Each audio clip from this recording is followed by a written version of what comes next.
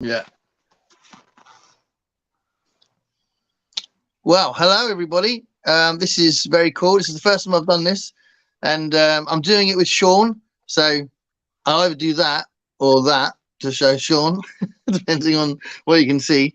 And we've got a couple of people here already, which is cool. So Scott and Becky have said hello. So hello.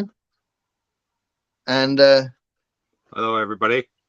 And MP Hunt's there, which is awesome. We're getting to know each other on the comments and that, which is really cool. And Brandy's there from Booklectic, which is awesome. Yeah, she shows up for yours, but she doesn't show up for mine and Scott's. This is your second live stream today, isn't it, Sean? So you're insatiable, clearly. Can't get enough of it. Thanks for jumping on and helping out. There's Pax and Crystal as well. This is awesome. So I picked a time which was okay for everybody. So that's a little bit difficult to do, isn't it? We're all around the world in different places, aren't we? Yeah, Crystal gets me twice tonight. Nathan's there. I think I noticed Nikki's there as well. So Nikki's a really close friend of mine who's also got her own channel called Top 3, and she's given me a couple of top 3 questions as well. Yeah. So check out her channel. But this is awesome. So that's interesting. We had 10 people a minute ago. Now we've got 6. So I shouldn't have mentioned Nikki. Damn. Just ruined it. Actually, I'll tell you what I need to do. I need to do these comments just go up? They don't, do they? I need to put them up. No, you click on them with your finger and they should go up. Right, let's do that so that we got some action on screen. Do some catching up. Boop boop boop. See, I see you do this all the time with Mark, and it's quite. You look at the power in your hands. But yeah. I can see why sometimes it goes behind, doesn't it? And people aren't on screen so much because you're just chatting away, innit? Yeah. So for anyone that doesn't know, although I think everyone in the chat at the minute does know Sean, but because it's not Sean's channel, I'll explain that Sean's a very popular booktuber who's an expert on science fiction. And we've become friends over the last 6 months, and a big part of that, because we were friends anyway, we were chatting away and commenting and stuff. But then he invited me onto his Desert Island books session, and then we had like hours of chats, and it was really cool. And we've got to know each other a lot through that. So it's really nice that Sean is going to be giving me the questions tonight. And we can do some general chats. And I reckon, because Sean gave me some questions himself, those questions might be a lot longer, I reckon. He'll probably go, yeah, but he'll ask me more questions within the question. I'll leave those till the last. I'll skip over because you got them in order. I'll skip over mine until the last, and if there is time, we'll get them. All right. Thanks for the congrats. It's lovely to have 500 subs. And it's worth me saying a massive thank you first before we do the questions, because I am really enjoying this whole experience. And obviously, if you keep getting subscribers, then it encourages you to keep going. And there is a question from Nikki later on about what I think you get out of BookTube. So, I will answer that question later on. But honestly, being encouraged to do this has been great for me, and it's like a real kind of highlight of my week doing this. So yeah. Yeah. Okay. Yeah. Okay. So I can not include comments. I can include comments. It's just yeah. You just click on that the one that you had, and it'll disappear. NP Hunt's referring to our last live conversation, Sean.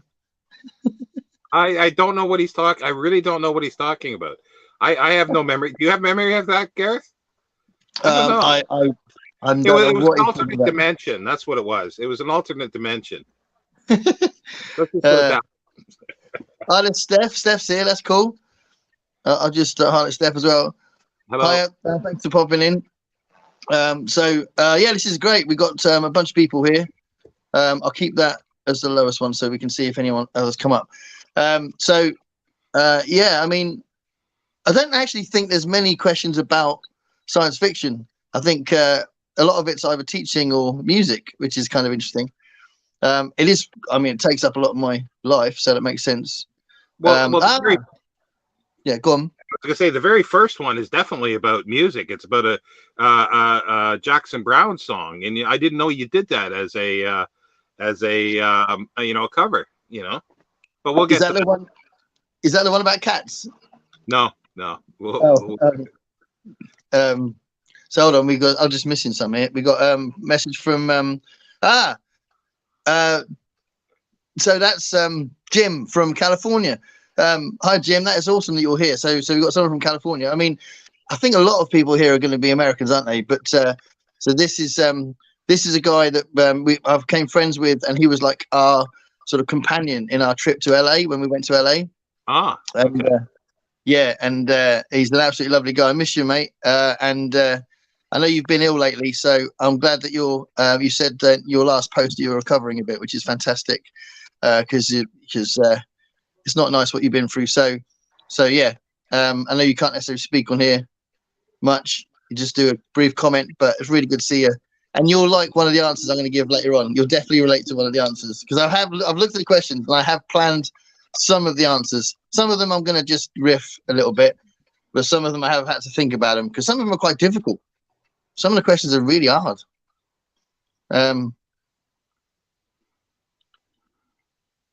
Thank you. I love Loop de Loops. That's a fantastic name. I love it. That's really kind of you. And Nathan's talking about another universe where he lives. So it's probably where it doesn't rain and all the biscuits haven't got sugar in them. What's this? NP Hunt says, I tried to claim a lot of my past conversations happened in alternative dimensions. And mine doesn't buy it.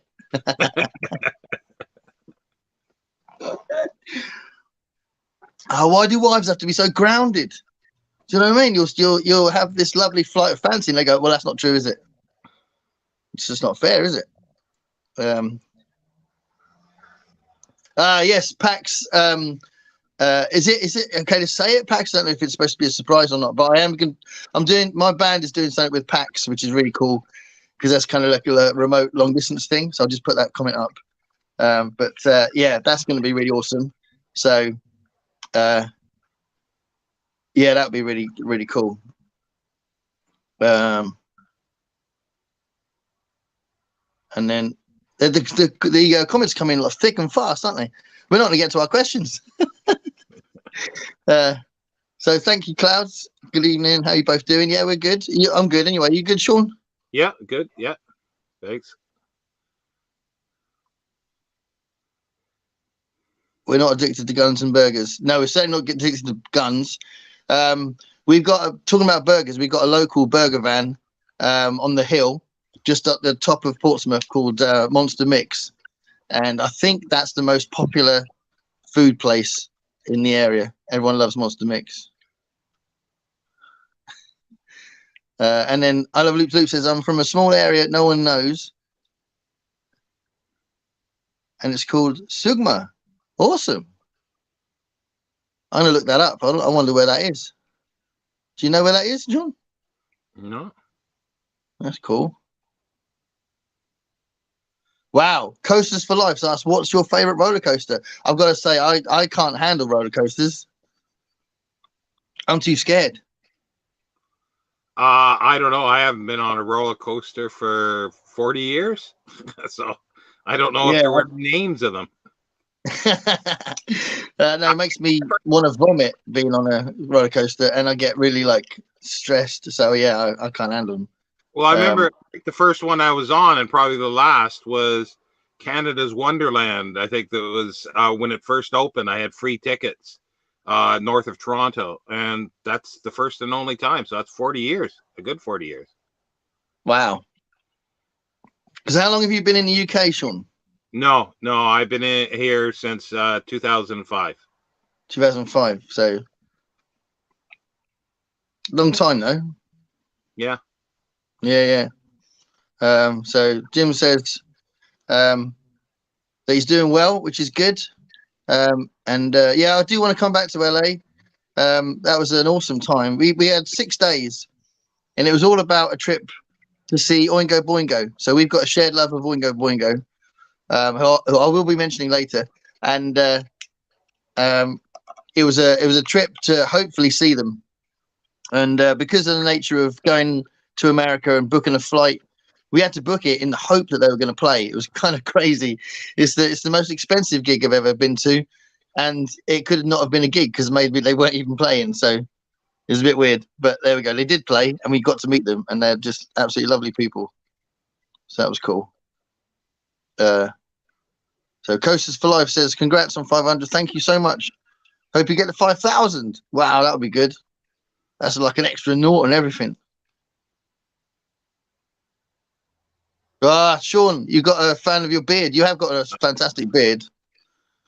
Well, I do have occasionally a beard. I call him a beard fancier that makes comments. Do you take it off at night? No, I have to sometimes hold it up so I don't to make sure I don't lay on it. That's for sure. You don't want to suffocate from your own beard. That would be terrible. No. Worst way to go. It's good for straining soup, though. Yeah, yes. We've got another loops one. We need to do some questions in a minute, don't we? That's interesting. So I don't know what Sugma Balls means, but I love it. That's a great band name, Sugma Balls. But this guy here is Mike. Hello, Mike. Thanks for tuning in and giving us a question. Should we start with this one and then we'll do the official ones? Yeah. I don't know. Yeah, I mean, we're getting loads of comments here. So what's my favorite sci-fi based song? I can tell you what my favorite sci-fi based song, and he's going to laugh at this because he's not a massive fan of the band, but there's a song by Queen called 39, and it's an acoustic song of theirs that Brian May wrote, and he sang it as well. So it's a rare, well, not that rare, but relatively rare song where he's singing lead in it. And it's about time dilation. So it's about spaceships that go off, and they go off so far into the future that when they come back, all their family are dead. And it's like, it's all about that kind of plot. So clearly, I mean, everyone knows that Brian May is a physicist and clearly thought time dilation was something to write about in an acoustic rock song. So that's pretty cool. So that's my favorite science fiction based song. You like Rush, don't you, Sean? Sean done Rush have done loads of sci-fi songs, haven't they? Yeah. Well, I get. Well, this isn't my Q&A, but I will have to mention Prism for Spaceship Superstar. Yeah. Good shout. Yeah, Nathan doesn't like roller coasters either. Okay, so I Love Loop says they find them calming and they sleep on them. Wow, that's amazing.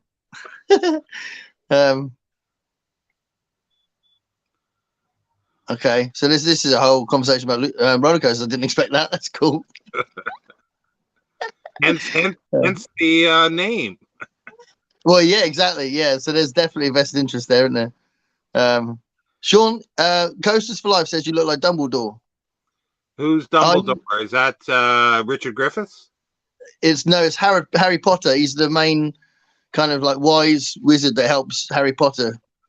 Oh, well, I don't know who played him. I don't know who played him. It was Richard Harris in the first film, and then Michael Gambon for the rest of them. Okay. So there we go. Sean the Grey is what Brandy said. Least favorite roller coaster is getting through Manchester Airport. That's awesome. I might be going to Manchester next year. Yeah, I think I'm going to Manchester for the first time next year. Space Oddity, that's a good shout. That's a good sci-fi song. And Starman. 2112, there we go. Someone had to mention it. Yeah, well, then you got Cygnus X1. Yeah. And Hemispheres. Yeah, well, going back to Rush. There's not enough songs written on the science fiction theme. Let's face it. Didn't Klaatu do something? Klaatu, I think, did. They were a '70s band. They did something, I think, science fiction. Well, yeah, their name's science fiction, isn't it? And then what's the iRobot that was done by Alan Parsons Project? Yeah, that's a good one. Yeah. Beyonce says that it's a weird song. It's a sort of lyric you don't expect very often, eh? Let's face it.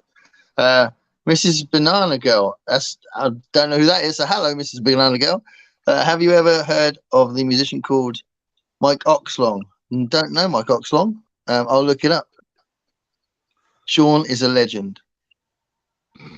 There you go, Sean. You're a legend. Okay, I'll take that.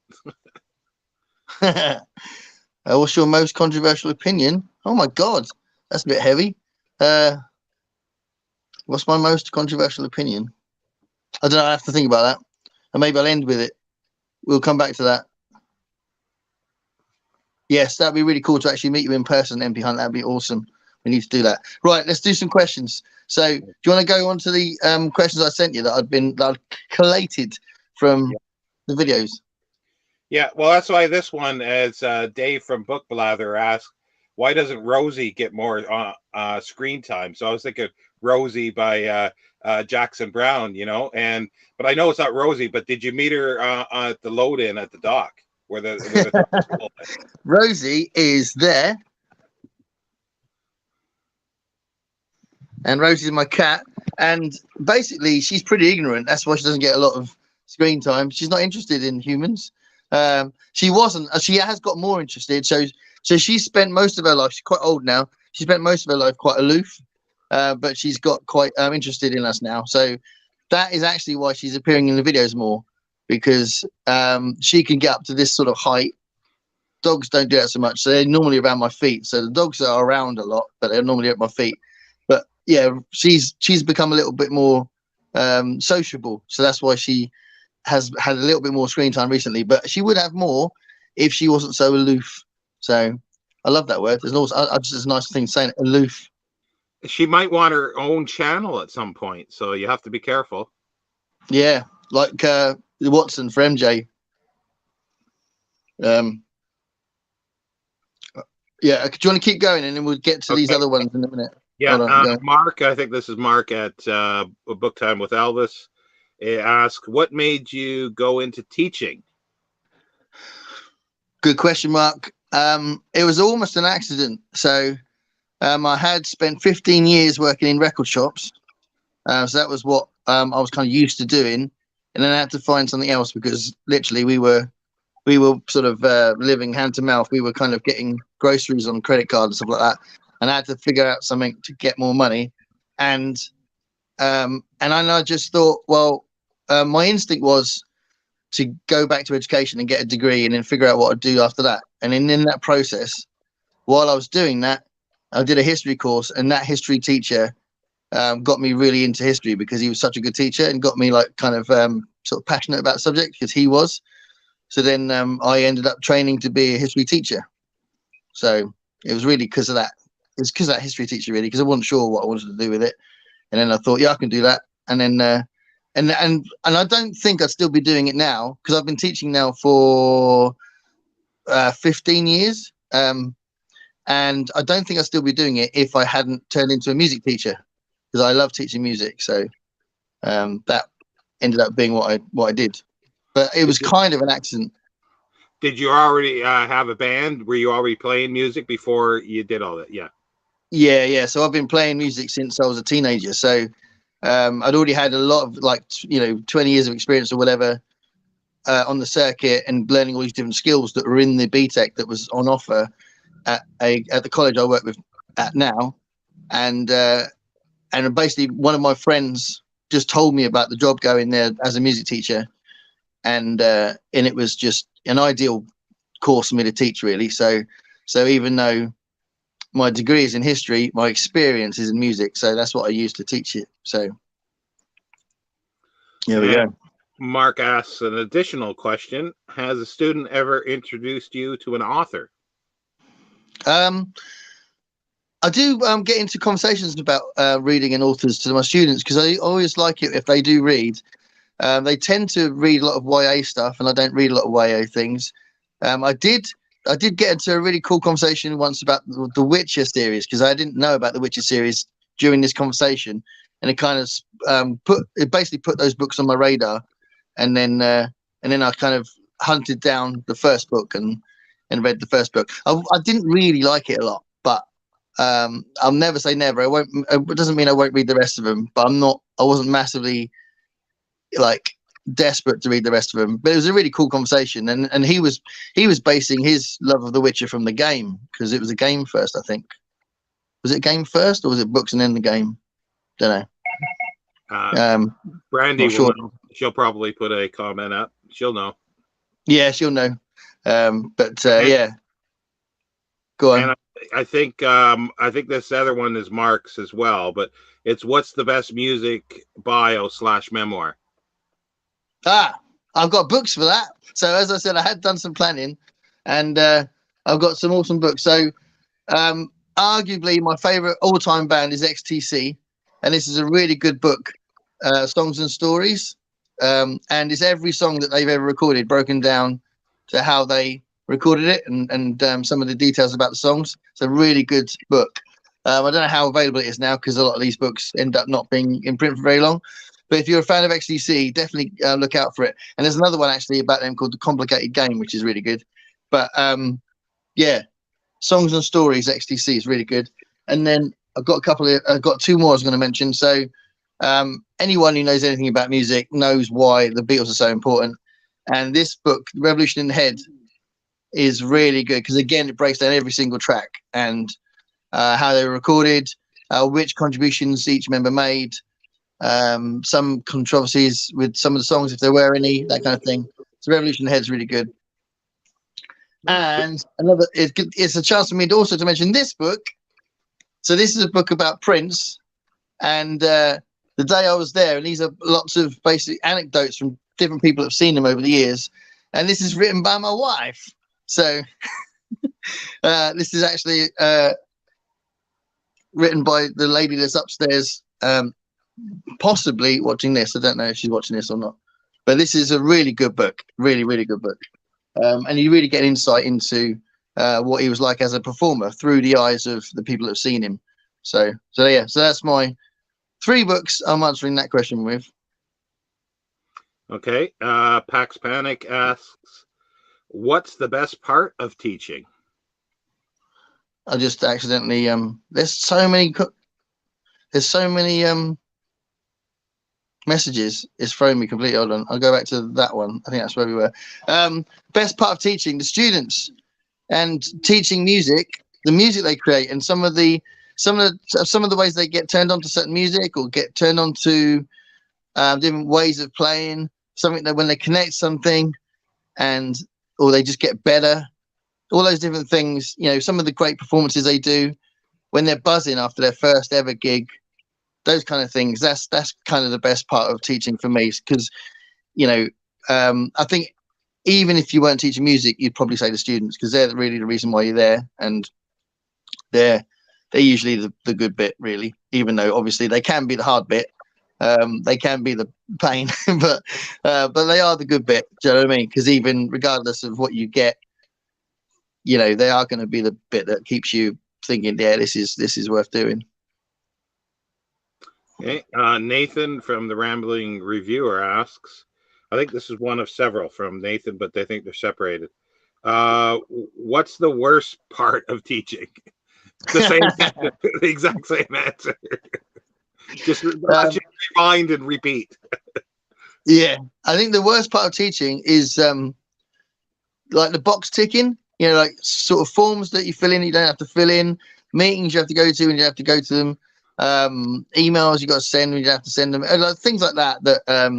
When then sometimes the extra things in the courses that are pointless because they've already done it in another way, but you still need to prove something in the course. Those kind of things can be a pain. So I'd say that's the worst part of it, because sometimes it's just it's not so much that you got to do it, but if you don't do it, the repercussions far outweigh the value of doing it. So I think that's the worst part of teaching. Okay, I'll skip over mine, and we got Lisa Garrity. I think there's several questions here, so I'll try to break it down.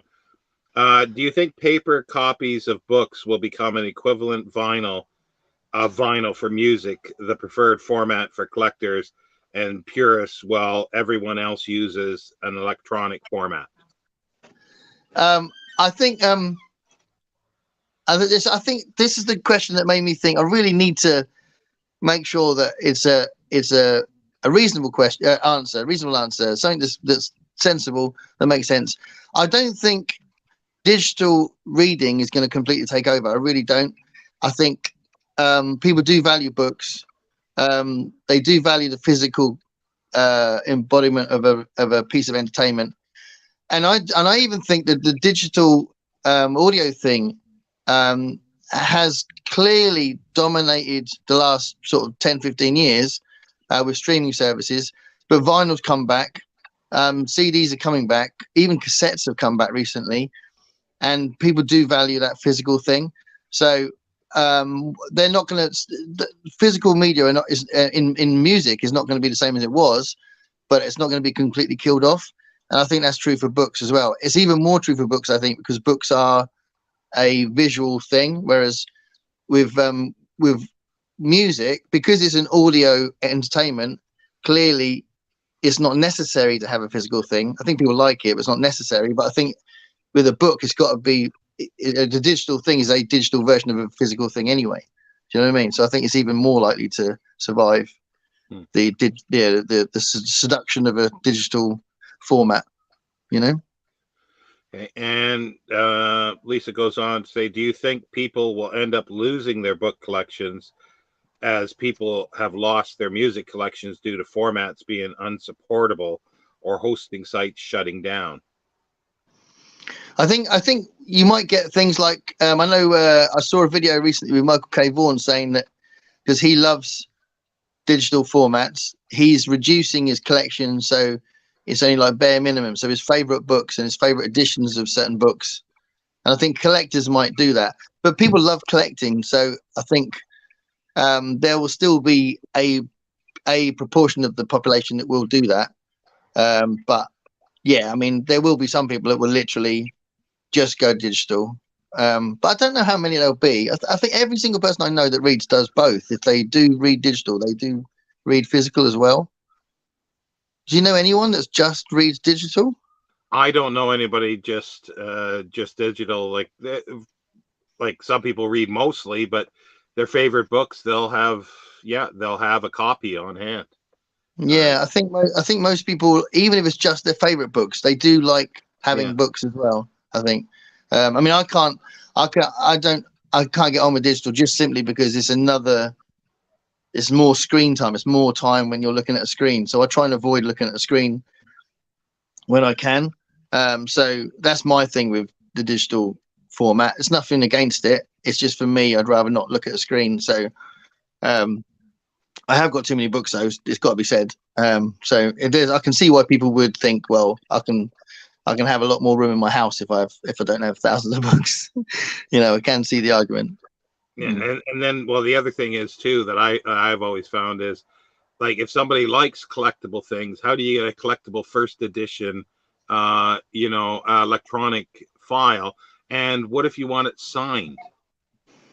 Yeah. You can't do anything like that. You're right.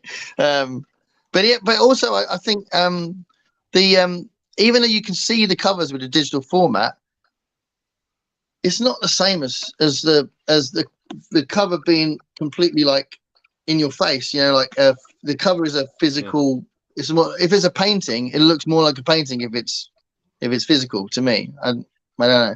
Well, it could be I think it's an additional thing with books, as with music, where you got the albums, the vinyl. You've got, you can get gatefolds. You got all this extra stuff. CDs miniaturized it to a certain extent, and then MP3s got rid of it, to a certain extent. Yeah. So definitely different things. They're different editions for stuff. But the last part of our question is, what do you see happening to the long-term future of book collecting? Well, yeah, that's the thing. I do think people collect. They love that. You know, I think it is. I did a video about collecting, and I do think that there's an innate thing in a lot of people where they like collecting something. You know, it's not necessarily books, and obviously for a lot of people it is books, but it could be anything. And I think it's that the pleasure of the hunt. It's the pleasure of finding something. It's finding something rare. It's finding something that you didn't know existed. Finding something that's similar to something you knew about and didn't know about it. All those different levels of why people collect. I mean, I don't spend a lot of money on the stuff that I am looking for. So I mean, I suppose I've had to sometimes. I mean, like if I need to get more Twilight Zone magazines, I have to spend a lot of money now. But I've managed to, over the years, it's not necessarily been about, oh, that's £100 because it's signed or whatever. I'd be like, well, I'm not going to get a signed one then, you know, and it would be like trying to get a reasonable price. But I do collect different things. And I think definitely there are, you know, I think in 100 years' time, 200 years' time, people will still collect stuff. So I think it's in our personalities, you know, there's something about it. Yeah, well, they collected before and they still will collect. And I always love it when people have hundreds or thousands of books and say, I'm not a collector, I'm a reader. Yeah, but you collect the books. If you got more than 5, you're a collector. You're just a different kind of collector. Because people do throw up the thing of you know, oh, a collector wants signed edition, a perfect edition. That's possibly a collector, but that's an investor. Yeah. But it's a different kind of, it's just a different type of collecting as well, isn't it? I mean, exactly. You're right. You know, people who have a number of books have collected them, and they might not be trying to get certain editions, but they are collecting books. I'm not one of those people that looks for certain editions, but I definitely collect books. There's definitely authors that I'm really pleased to see, and there's definitely a whole load of books I haven't read yet that if I see them, I'll be like, oh my god, I found it, and you know that'll be part of my collection. So yeah. Exactly. Nikki asks, or also, wait a minute. There's a couple questions for Nikki. If you were talking to a young person who hadn't really got into reading, what would you say are the top 3 benefits of developing a reading habit? Well, that's a good question. Yeah, good question. So Nikki's the one that I mentioned earlier, who's a friend of mine that does the Top 3 channel. So definitely check her out. I think there's 3 really clear good things you get out of reading. I think the storytelling is just a basic thing that there's so many different ways that storytelling is better in books than it is in other things. And there's so many billions and billions and billions of stories out there in book form. It doesn't compare to, you know, if you look at films, that's only 100 years old. You're not going to get anywhere near as many films as you would get short stories and novels that are out there that have been out for hundreds of years. You know, there's no art form that has the same amount of storytelling in it. So I think storytelling in itself is a wonderful thing, and I think you get all those stories from reading. I think it actually makes you it improves your patience, I think, and your sort of ability to center yourself as well. And you're not like you know, if people are like active all the time, that can be a positive thing, but it can be a negative thing. I think it's good sometimes to kind of slow down, and I think reading helps you to do that. So I think that's the second thing. And then the third thing is the being in someone else's shoes thing. So I think connected to the storytelling thing, but you can get loads of different perspectives from other people's lives. So it could be a different culture, it could be a different time that people are living in, or it could be you know, different religious idea or different political idea. It could be anything like that. And I think books give you that, and I think it's a really cool thing that you can get from books. So those are my 3 things to answer that question. There's another top 3 coming. Okay, yeah, go on. What have been your top 3 favorite things about becoming a booktuber? Yeah.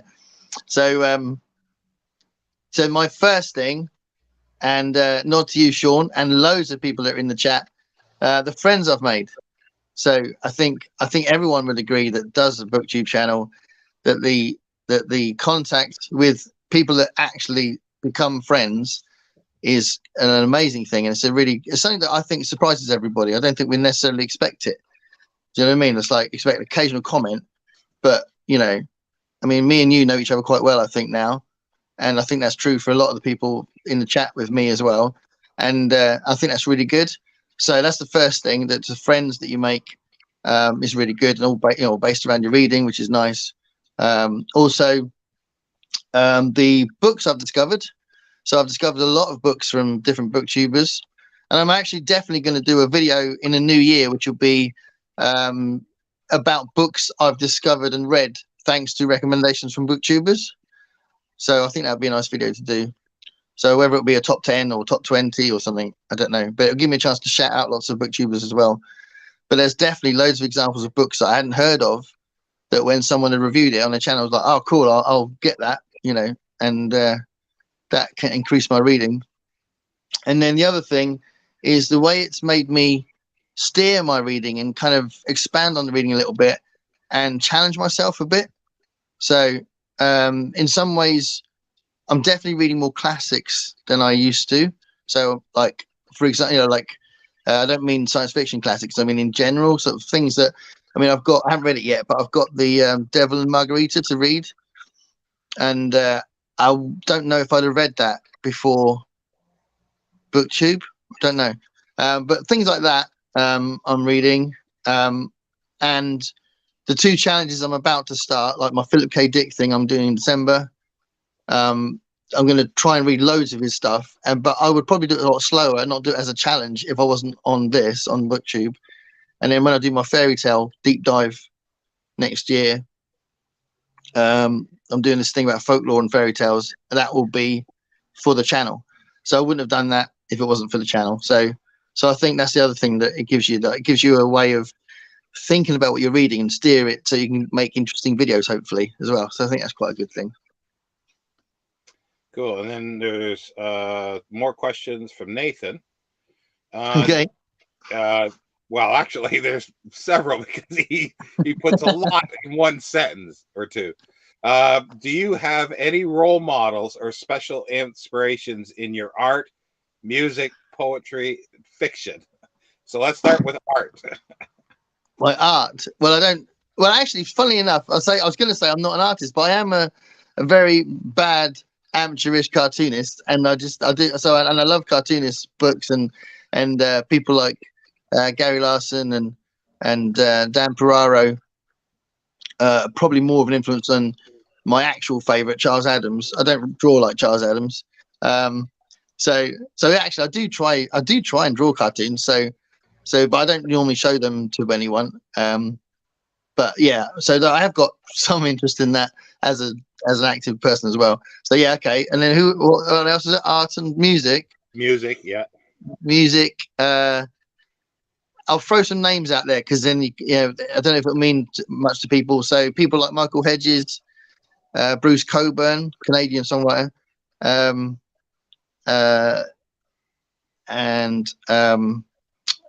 let's think, Loudon Wainwright the third, and Annie DeFranco,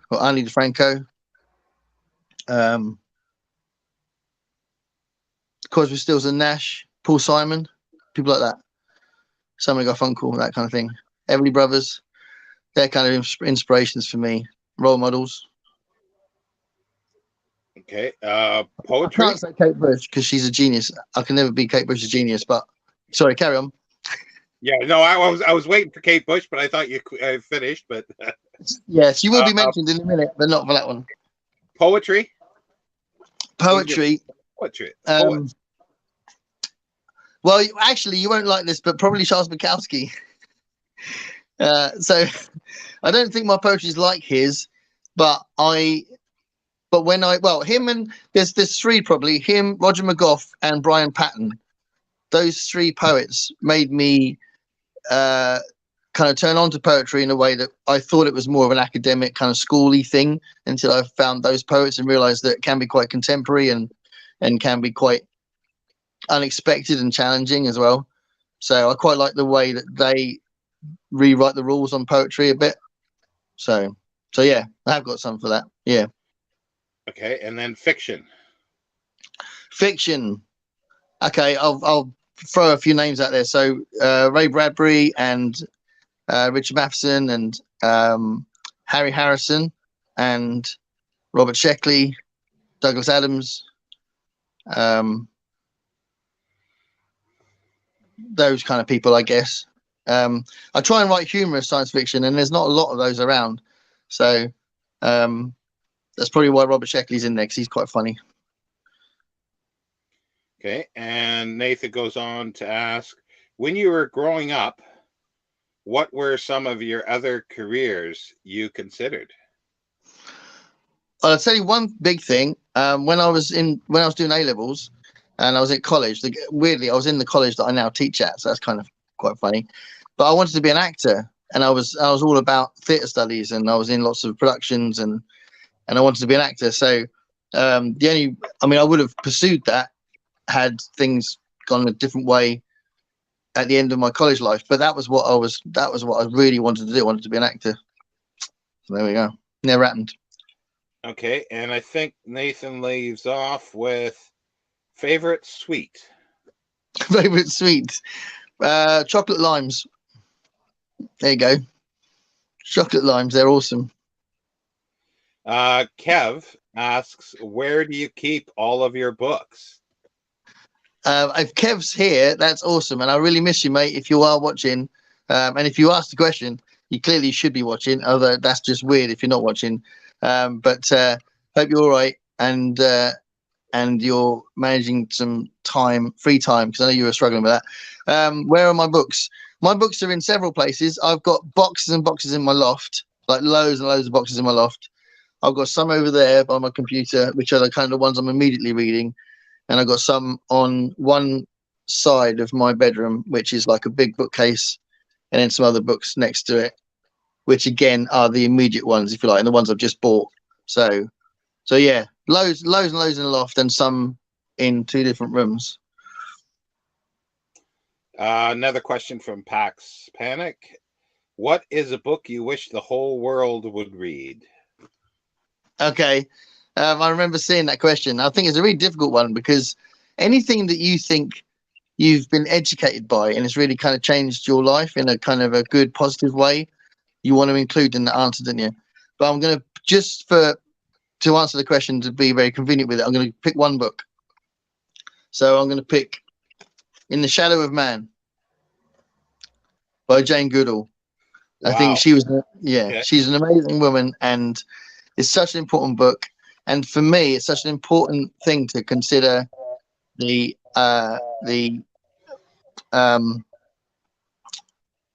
feelings, the emotions, the thought processes, the lifestyles, the communities, and the cognition of chimpanzees and the other apes, and basically give them human rights, basically.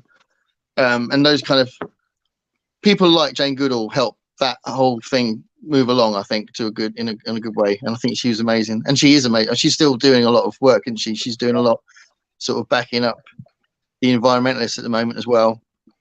And yeah, she's doing a lot.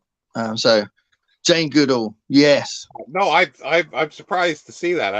I'm very pleased to see that. I'm gonna have to tell you the story, because I've met her. No way, you've met Jane Goodall? Yeah, that was real. One of anyway, we won't go into here. This is your stream, but no, tell us. Well, when was it? I was back when I was back in Canada, and where I was living in Kitchener-Waterloo. She came on a signing tour, and so I was able to sort of wind my way in there to be a helper and stuff like this. So I got a whole bunch of books signed, and I got to speak to her over like several days at various different times. And she's just lovely. She's just a lovely person. That's awesome. So passionate about stuff, and like the books, like that one and the other books that she's written are great, because I had a big fascination with her, Dian Fossey, and Baruch Galdikas. who Louis Leakey chose. They were his trimates, or he called them the three trimates that he sent around. But anyway, that's sort of the story, which was, I just love it. I just loved being able to meet her.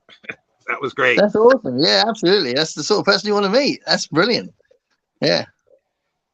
Now we go to 3 questions by Cinephile, which has a really good film channel. Not a booktube channel. Well, I guess he does books. He talks about books occasionally. Yeah. First question is, what is your favorite album? Right, here we go. So here is the mention of Kate Bush. So Hounds of Love is an absolute masterpiece, and it still baffles me that anyone produced that album, especially side 2. So side 1 is the singles. There's a couple of other tracks that aren't singles, although one track in the first side called Mother Stands for Comfort, that's really clever and has some of those sort of really idiosyncratic strange things she does on the second side as well, but mostly the first side is singles, and then the second side is the kind of like the concept album bit where she almost drowns and then gets rescued at the end, but in the process of almost drowning she thinks about her family and she imagines being there, trying not to call for help, and all of this is done in song form, and she's just an absolute genius. And yeah, Hounds of Love album, if you don't know it and you only love Running Up That Hill, which is on that album, then just listen to side 2, because side 2 you won't believe. It's just ridiculous. It's absolutely phenomenal. And what she comes up with, you just think, how did someone think of doing that? Amazing. So Hounds of Love. What's your favorite guitar solo? This is still Cinephile. Oh my god, what's my favorite guitar solo? I forgot that was a question. Okay, my favorite guitar. This is one for Jim. My favorite guitar solo is on the Boingo celebration album of 10 years of Boingo Boingo, and it's a track called Help Me, and it's because it's like a live in the studio version, so it's not the original version of Help Me, which is on the Weird Science album. It's on no, sorry, the Dead Man's Party album. It's not the studio version, but this sort of live in the studio version that's on Boingo Alive. There's a fantastic guitar solo on that, and that's my favorite one. Every time I hear it, I love it to pieces. So yeah, there you go. That's my choice. I could have chosen so many, but yeah. And Scott asks, sort of similar, who are your 3 favorite guitarists? All right, well, I've already mentioned him, so I'll mention him again. So Steve Bartek is the guitarist of Oingo Boingo, and he's an absolute genius on guitar. The stuff he comes out with is, I think, this is true for all 3. All 3 of the people I'm going to say, they are guitarists that are just so fresh and exciting and different about the choices they make. So it's like what they choose to do with the guitar is so unexpected. So if you listen to Oingo Boingo stuff, the guitar parts are really clever and just amazing. I actually got to meet him when we went to see Boingo in LA, and that was just phenomenal. And he's a lovely guy. So he's one of them. Steve Bartek's definitely one of them. Brian May is another one. So Brian May from Queen, I think I think everyone knows how clever he is and what all the choices he makes are just phenomenal. And he just is very tasteful. Some of the things he does, and some of the things he does, you just think, like, I often think when I listen to A Kind of Magic, what he chose to put on top of the music of A Kind of Magic is really interesting, and it's not very predictable. And I think that's really cool. And obviously you get the clever stuff like Good Company, where he creates the sound of a New Orleans jazz band with his guitars and stuff like that. So Brian May is definitely up there. And then the other one I was going to say was Adrian Belew. Do you know Adrian Belew, Sean? I don't recognize the name. What band was he in? He was in King Crimson in the 80s and 90s. So he was the singer in King Crimson in the 80s and 90s. He's also played with David Bowie. He's played with Talking Heads. He's had a long solo career, and he had a band called The Bears. He's done loads and loads of stuff. He's the guy that actually, the song "You Can Call Me Al" by Paul Simon. Yeah. There's a brass part that goes dun dun dun dun dun dun dun dun dun dun dun. That's not brass. That's his guitar. So that's Adrian Belew's guitar that does that. So he's very well known for doing strange things with his guitar. So Adrian Belew is the third one. Okay, those are all the questions. Now we'll jump to mine. Oh yeah. Or well, if you want. No. And then we'll try and catch up with the comments because there's probably a few of those there. So yeah, go for it. When did music captivate you, and when did you know that it was for you? When I was really, really young. So I know I have very clear memories in the family car, my aunties and uncles' car, singing harmony to random songs in the car when I was a kid, like when I was like 5 and 6. So singing has always been really important to me. And when I was really young, even though I was essentially an 80s kid, I was into the Beach Boys and the Everly Brothers and Simon & Garfunkel and Crosby, Stills and Nash, people like that were all about harmonies. So yeah, singing was always a big thing for me. I learned to play the guitar quite late, but I've always been a singer. So literally from the day I can remember, I've been singing harmony and stuff. Okay, and well, I find my love of film leads me to books, wanting to learn more. Does music do the same to you? Does it lead you to books? Yeah, it does. Yeah, and just something that is kind of implied in that question as well. I think when if I ever get to the age of 97 and a half, if I ever get to that age, I will still be fascinated by music and still learning about music and still finding new things in music, right? So I do think we're constantly learning. So you'll probably feel like that about film, and I think with music, I'm constantly learning new things about music as well. And I think it's an endlessly fascinating thing that never grows old. And it does take me into books as well. So I love music biographies. I like books about music traditions and music culture, and like even things like there's a guy I really like, his books called Simon Reynolds, and he wrote a lot of books about new wave and about the 80s and the 90s and that. But he wrote a really good one called Retromania about how popular music keeps repeating itself. That's a really good book. So I like things like that as well. So books by journalists as well, music journalists. So yeah, no, I love all that, definitely. Okay, and open it up to the comments. Yeah, okay, cool. Thanks, Sean. These are very cool questions. So Jim says, you've written in a few genres. What have you found most satisfying, and what's next? I'm assuming you're thinking of music. Are you thinking of music?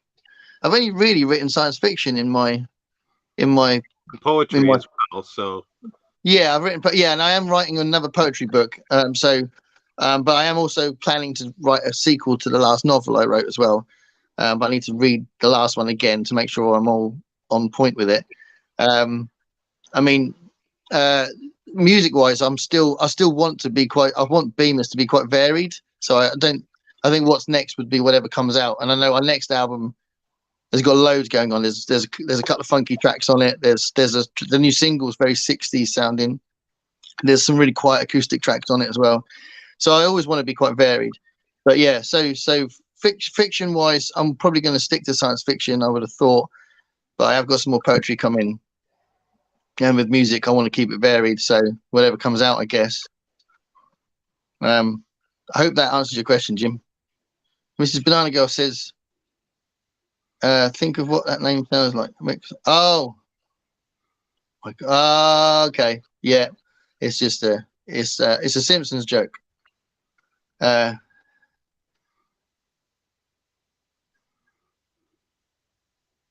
Sean, is that a real? Talking about Skull. Skull. Edgar. Oh, Edgar. Yeah. Then they correct themselves. Get Skull there. Yeah, Edgar. you gotta have it there. What did you find? When did you find your passion for reading? So I started reading. Well, basically, I mean, I answered this in one of the tags recently, and the stuff I studied at school really got me into reading, but then it kind of got me into finding my own things that I liked with reading. And then, so when I was probably about 13 or 14, I started reading through choice outside the school, and then probably more. And I read more often and more kind of enthusiastically, more like 16, 17, I reckon.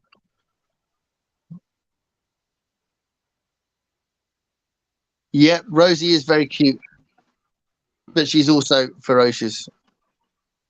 There's Alan. Hello, Alan. Hi, Alan. How many vinyl records? I've got some vinyl. When I was a kid, it was my sister had all the vinyl, and I had cassettes because we could only afford one record player. So I got into cassettes big time. And as an adult, my wife's got more vinyl than I have, and I ended up getting loads of CDs. So I've got thousands of CDs, and I've got some vinyl, not a lot of vinyl. So we haven't really got a good way to play it at the minute. Yeah, no, there's lots of people that are into vinyl. I mean, that's what I was saying about how people love physical music, you know, physical media. You know, people do love that. If you could give up records or books, what would it have to be? Oh, that's tough, isn't it? That's cruel. That question is cruel. Giving up records or books.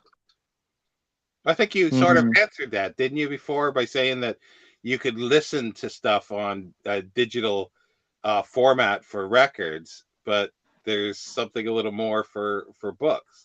Yeah. If it was giving up something physical, then yeah, I could definitely give up the physical record. But I wouldn't want to not listen to a record again. Yeah, that's what that means. And yeah. That's crazy. That's just crazy talk. If you could give up food or water, what would it have to be? What?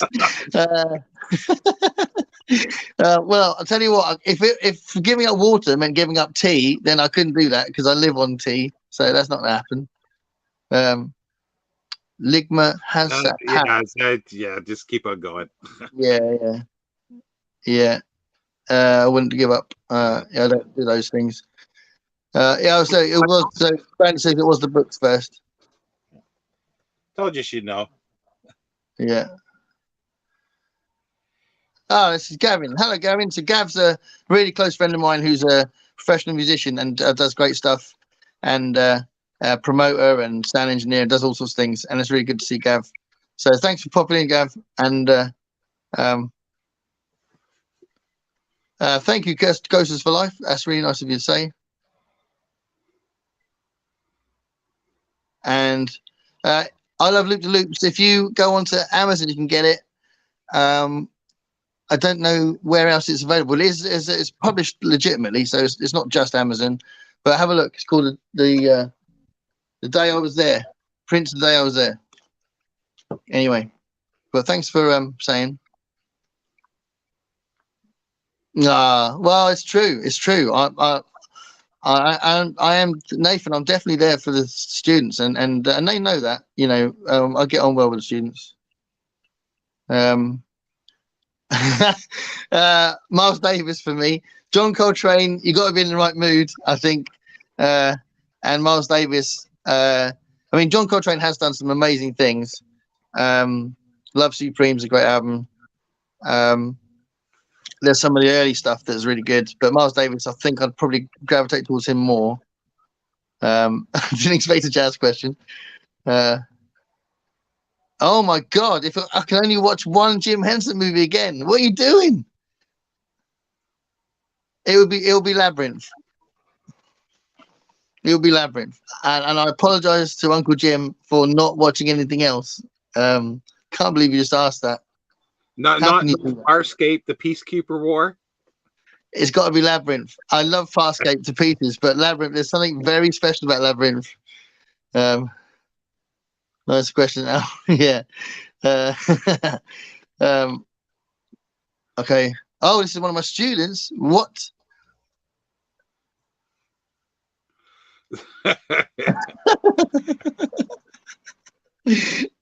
Okay.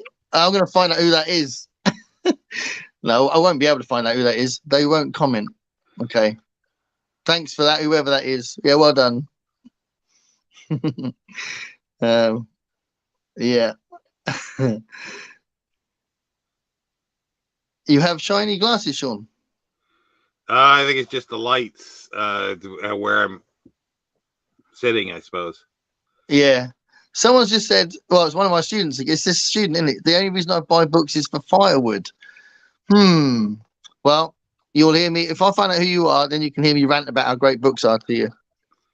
You're like, yeah, all right, Gareth, well, whatever. Books don't burn well. Yeah, that's true. So you might as well read them. I love vinyl. Absolutely, Al. I still have 200 albums. Yeah, why not? Absolutely. Yeah, vinyl's cool.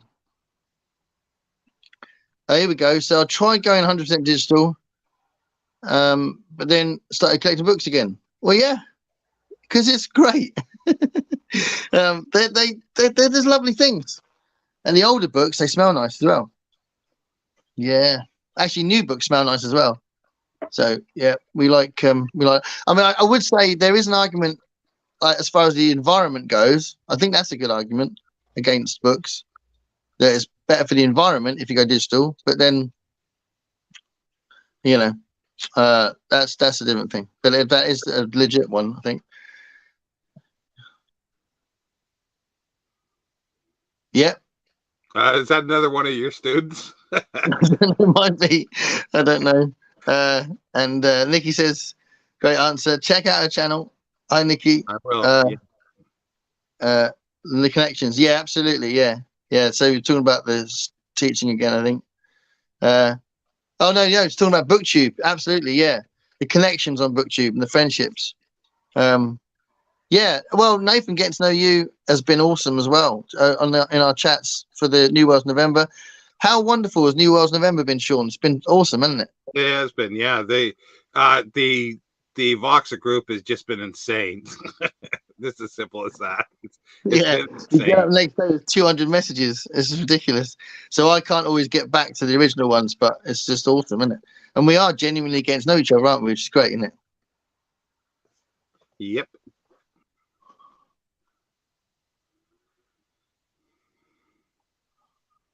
Yeah.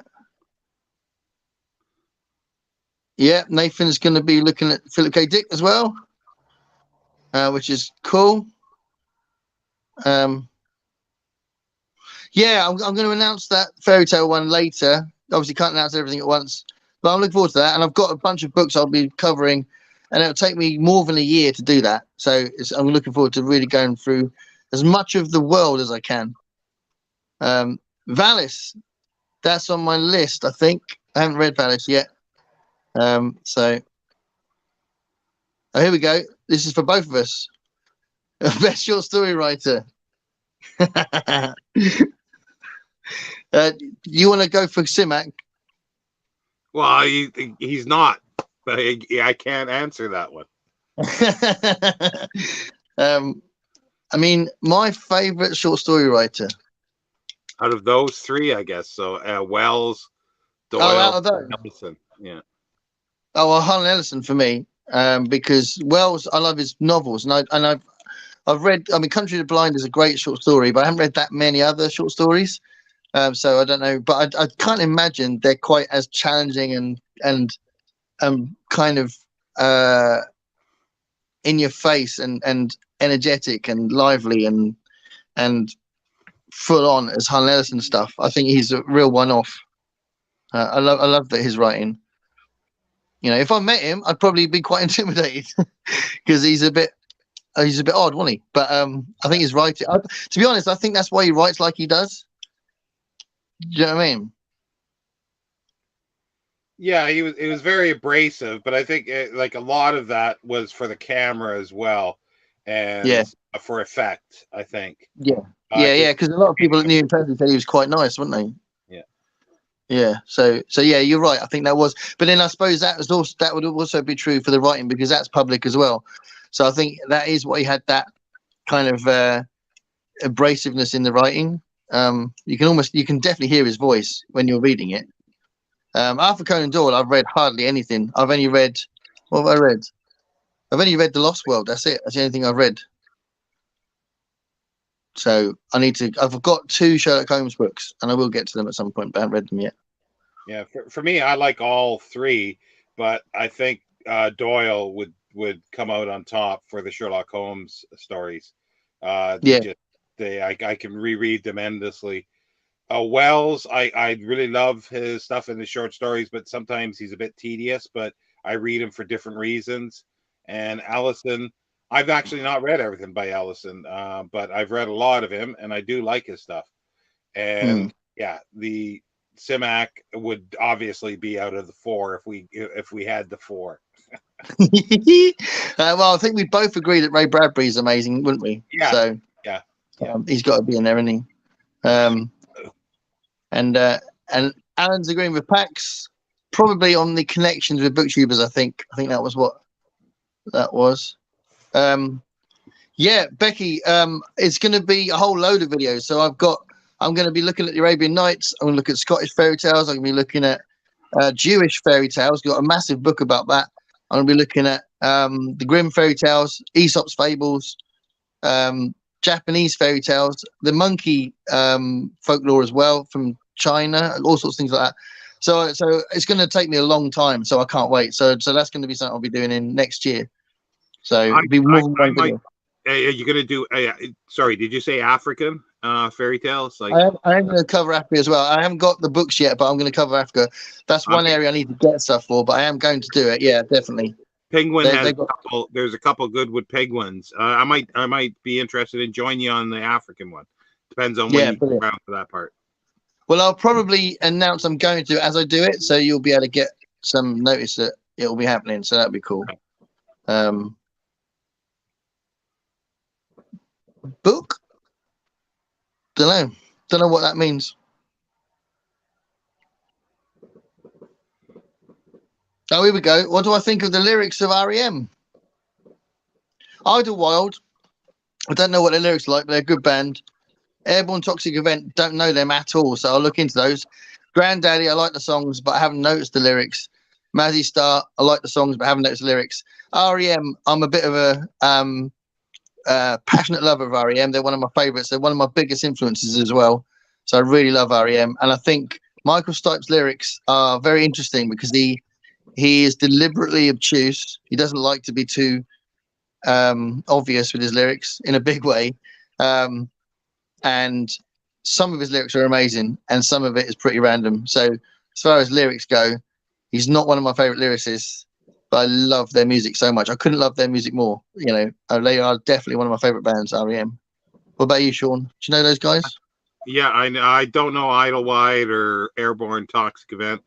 I've heard very little of Grandaddy or Mazzy Star, but REM I do like. And every time I think of REM, I think of the Indigo Girls as well because they sort of from the same area and they do stuff together. Yeah, their first album has got Kid Fears on it. Kid Fears is an amazing song, and Michael Stipe's singing on Kid Fears is phenomenal. So yeah, absolutely. Chocolate Limes. I'm going to try and explain to Brandy what chocolate lime is. It is a candy. We call candy sweets over here. So when it was like, "What's your favorite sweet?" it meant, "What's your favorite candy?" And chocolate limes. It's like a lime flavored boiled sweet, and then as you keep sucking it, it turns into a chocolate flavor. That's what a chocolate lime is. Pax is firing in all cylinders. Nathan wonders what chocolate limes are.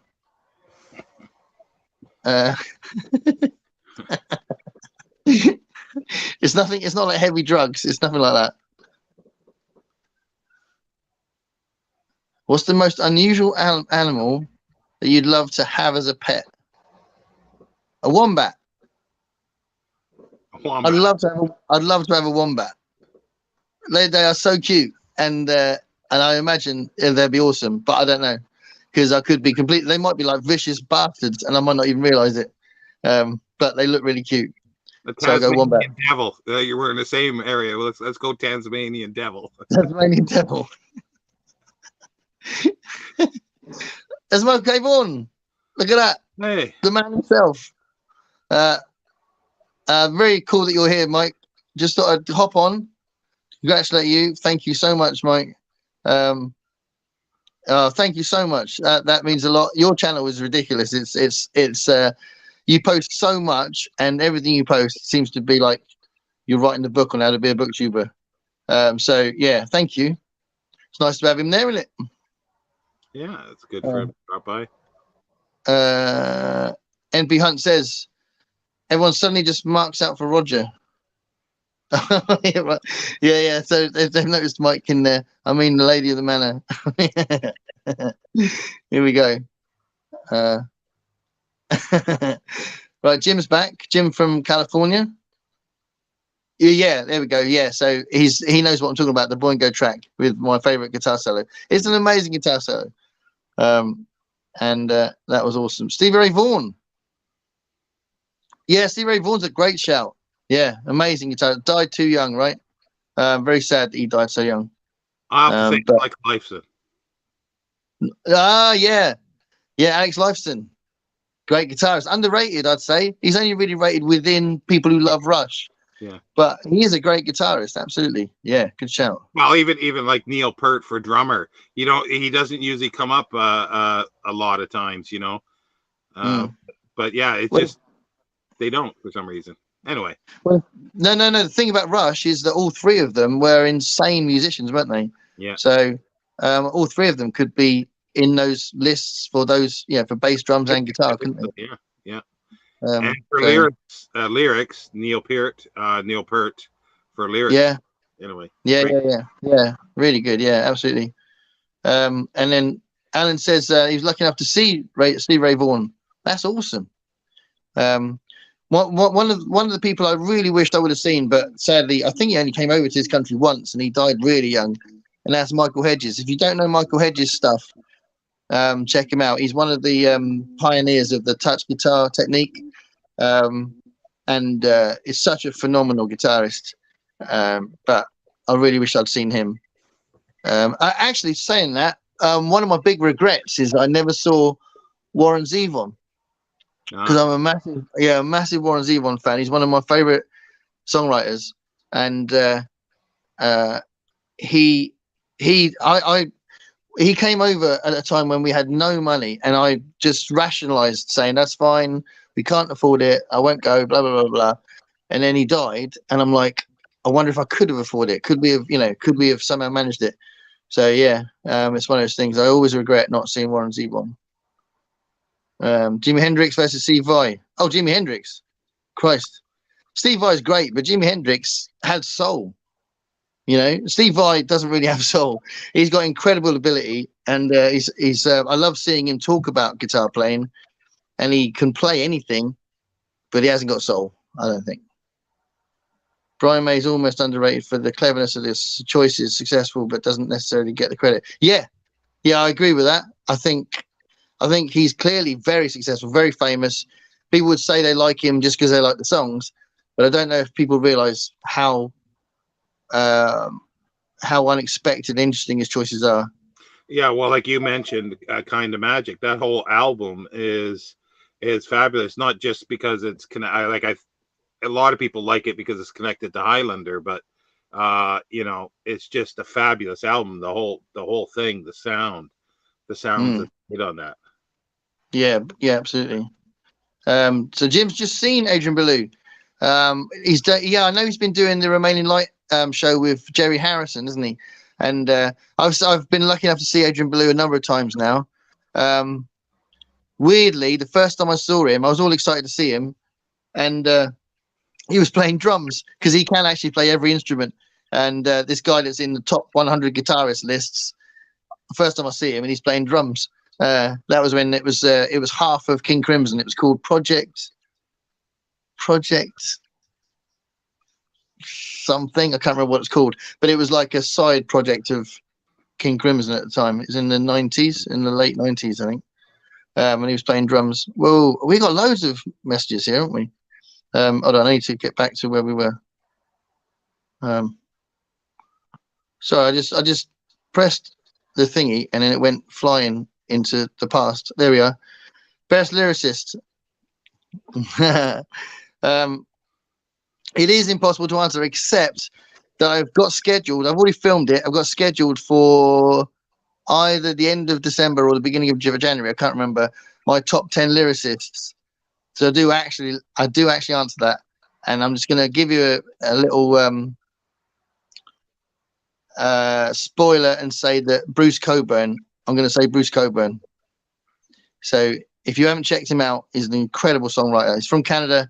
He's famous for "Call It Democracy," "If a Tree Falls," "If I Had a Rocket Launcher."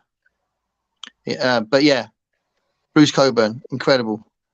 I never thought of that, to do a top 10 list of lyricists. I have to think about that. Yeah, do it. I'd love to see your choices. Getting Kingsley's hat, yeah. So it's good that Alan knows Adrian Belew. He's so underrated. He's so brilliant, and he's everywhere. He's played on so many different albums. He's played with Pete Gabriel, Mariah Carey. He's played with all sorts of different people. And I have been trying to download Belew and can't get anything from the free. He's been doing loads of albums on his own website. So I've got about 4 or 5 albums that he's released recently that I need to play. I haven't got a way of playing CDs at the minute, but once I get it sorted, I'll be able to catch up with what he's done. Okay, We Sold Our Souls by Grady Hendrix. Oh yeah. I need to read Grady Hendrix stuff because I think I'm going to really love what they do, and I haven't read anything yet, and I just feel like everything that they've done I'm going to really like.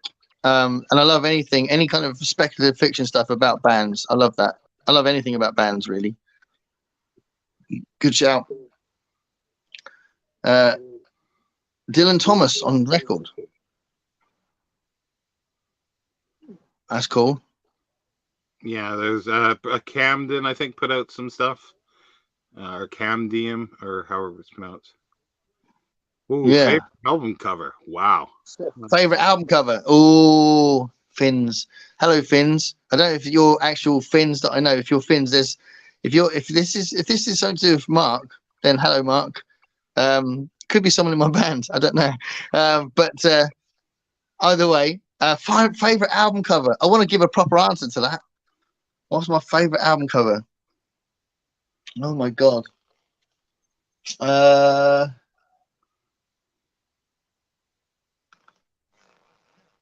That's really hard. That is really hard.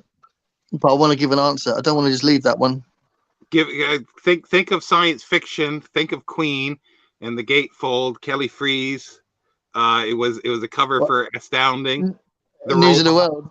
Yeah. The News of the World album. That's a good cover. That is a really good cover. I couldn't answer this one either.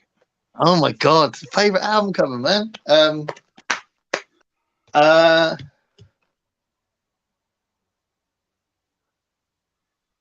Oh, it's so hard. It is so hard.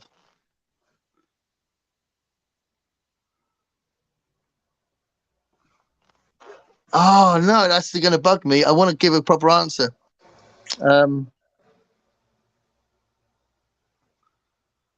It's like, what album cover would you want on a massive canvas that covers a wall of your front room or something? What would it be? There's going to be some dead air because I'm going to give an answer to this.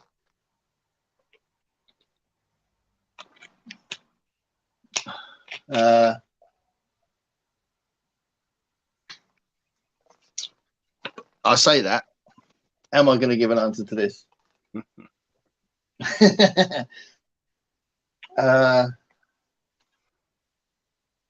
to think of all those different.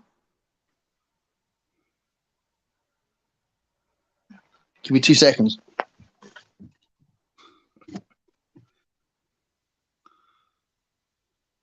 Yeah, that's a hard question. That's a very difficult question.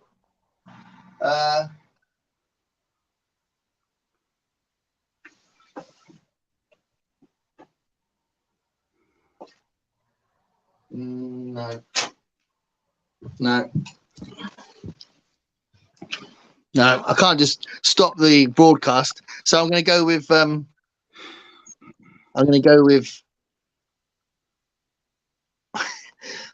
cover of Oranges and Lemons by XTC. So it's like a really trippy kind of version of the three of them. around their instruments, and it's very cool. I'm gonna go Orange and Lemons by XTC. Look it up. It's a great cover. It's not. It's hard though. That is very hard. Molly Hatchet's covers. Yeah, Millie Jackson's covers. If you ever look at Millie Jackson's covers, they're mental, but they're not my favourites. That's just a joke. Miles Davis. Oh, that was called Coltrane and Davis. Oh yeah. Earlier, me and my wife watched Miles Ahead, which is the Don Cheadle Miles Davis biography film. We just watched it. Oh, okay. Interesting. Quite sort of single-minded in the portrayal of Miles Davis. There wasn't a lot of dynamics in the tone of the film, but it was very interesting. A brilliant performance. So yeah. So NP Hunt says it's Labyrinth as well. Good. Yeah. If you've gone the other way, you've gone straight to the castle. Oh my God, that film. Sean, every single moment in Labyrinth is magical. Oh, I've seen it. Yeah, I've seen it. But I always forget sometimes like what Jim Henson has done, and then as soon as you said that, I go, yeah, it is Jim Henson. Yeah, he did so many things. The man was just the greatest man that's ever lived. But the thing with Labyrinth as well, I love the fact that Terry Jones wrote the screenplay. So as a Monty Python fan, and a Monty Python fan who particularly liked the two Terrys, I love the fact that Terry Jones wrote the screenplay. And it's just got this amazing energy for the whole thing. And there's loads of different things you love about it, like the Brian Froud designs and all that sort of stuff. But I love the ending as well. It's just got a lovely way that Sarah at the end says, "You have no power over me." And she just suddenly realizes that it's just nonsense. And it just works. It's not like a Deus Ex Machina or something. It just works because she's like, "Oh, hold on a minute. This is Fantasyland." Do you know what I mean? Brilliant. Absolutely brilliant. Nathan's channel is great. Yeah. Awesome. Big up to the Rambling Reviewer.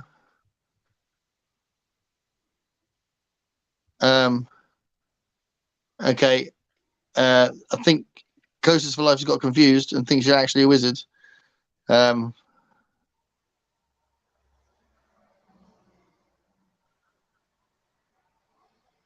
That's what. Yeah, there we go. And we were wondering what your name was. Your name's Nathan as well. Awesome. The World Cup. I don't really watch much football. I will watch the World Cup. But what I tend to think when I'm watching a match is I want whoever's playing the best to win. So I'm not very patriotic. I don't care what country it is. If a team wins because they're playing brilliantly, I'm happy. That's usually my take on who should win. Honest opinion on David Williams? Probably David Walliams. I don't really have an opinion on David Williams. Literally don't know what I think of him. He doesn't really enter my life much. Have you ever kissed a book after you read it? No. I love the idea that you do that, though. That's awesome. Oh, that's awesome. So, Hello Finns, said I should do more film and TV show reviews. That's awesome. Thank you very much for that. They don't get as much viewage on the channel, but then... Oh, they don't. Not even on mine. Yeah. Yeah. But then I suppose, it's comparing, small numbers anyway. So, but I do like doing them. Bukowski. Of course, yeah. That's cool. Oh, I thought you might have left out two words: a P and an E a P at the beginning and an E at the end. Instead of the B. Sorry. I had to do that. Stand was the first REM song. No, it wasn't the first REM song. Green was the first REM album that I discovered. So when that came out, that was it. I was in love with the band and got into everything. I'm sorry to hear that, mate, that you were bullied in nursery. Yeah, I mean, bullying is a very serious thing, and you got to, if it's happening, I'd say you need to talk to people around you, talk to your friends, talk to your family, talk to if it's in school, talk to your teachers, and once people know about it, it will stop. And if you keep it to yourself, it'll just carry on, and it'll get worse, and you'll never really get over it. So, talk to people. That's my advice on that front. It's a very serious question. And Scott and Becky live near REM. Go and find them and tell them that Gareth says hi. My favourite nursery rhyme? I don't have a favourite nursery rhyme. I'm sorry about that. Athens, Georgia, that's where they live, in it, REM. Oh, that's cool.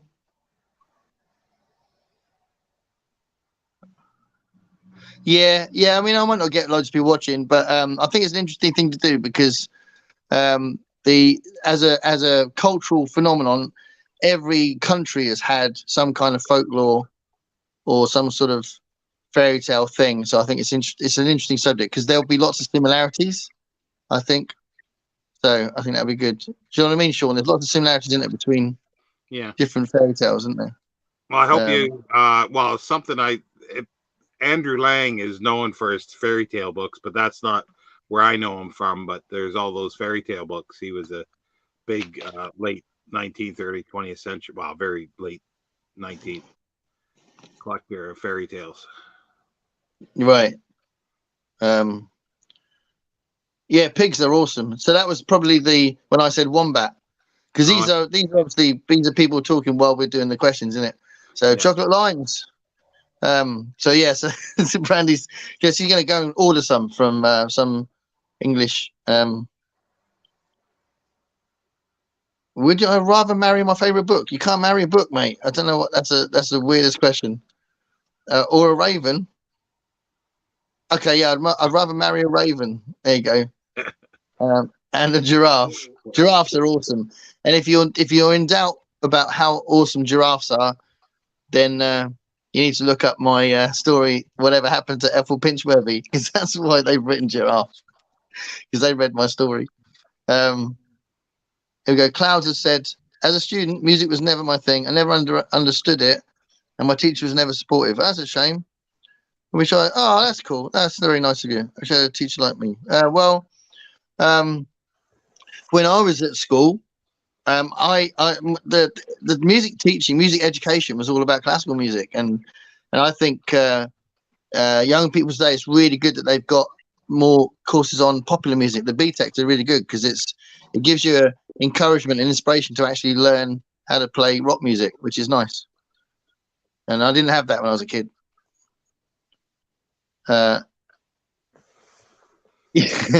Surely need to get a Tasmanian Devil. Yeah, we love Rhonda. So big shout out to Michael K. Vaughan's dog, Rhonda. Oh, that's lovely, isn't it? If everyone was more like you, you've inspired Coasters for Life. I'm definitely not a boomer. I am definitely Generation X.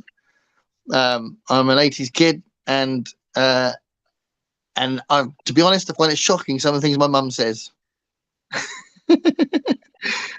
She's a boomer. Okay, William Shakespeare. He was a dude. I do actually like Shakespeare, so as I said earlier, I did study theatre, and I do have really vivid memory of an amazing show I went to see when I saw Hamlet at the National Theatre. It was amazing, and that was a really nice memory of going to the theatre when I was a student.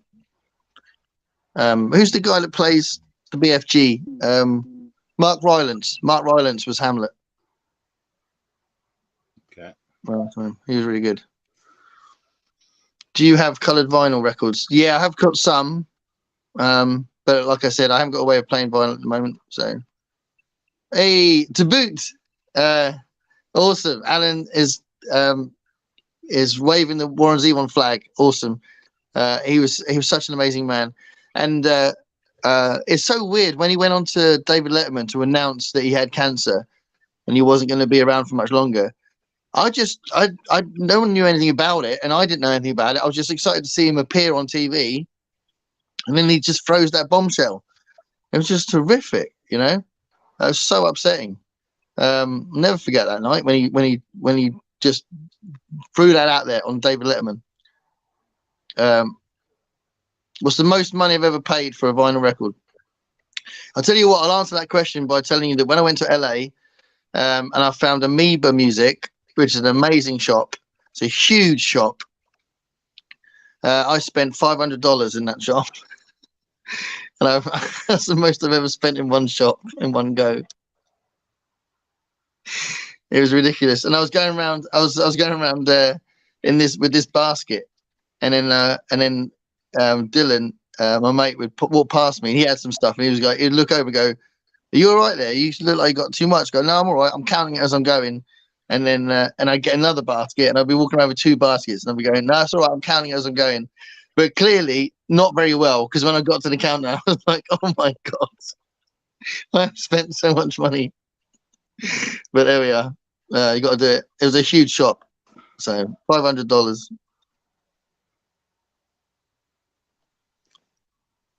Yeah, Neil Peart does get talked about more than the other two. I'd say that's true. Yeah. Might be because lyrics, might be because drummers don't have as many drummers to rave about as guitarists do. Well, and there's also, he had the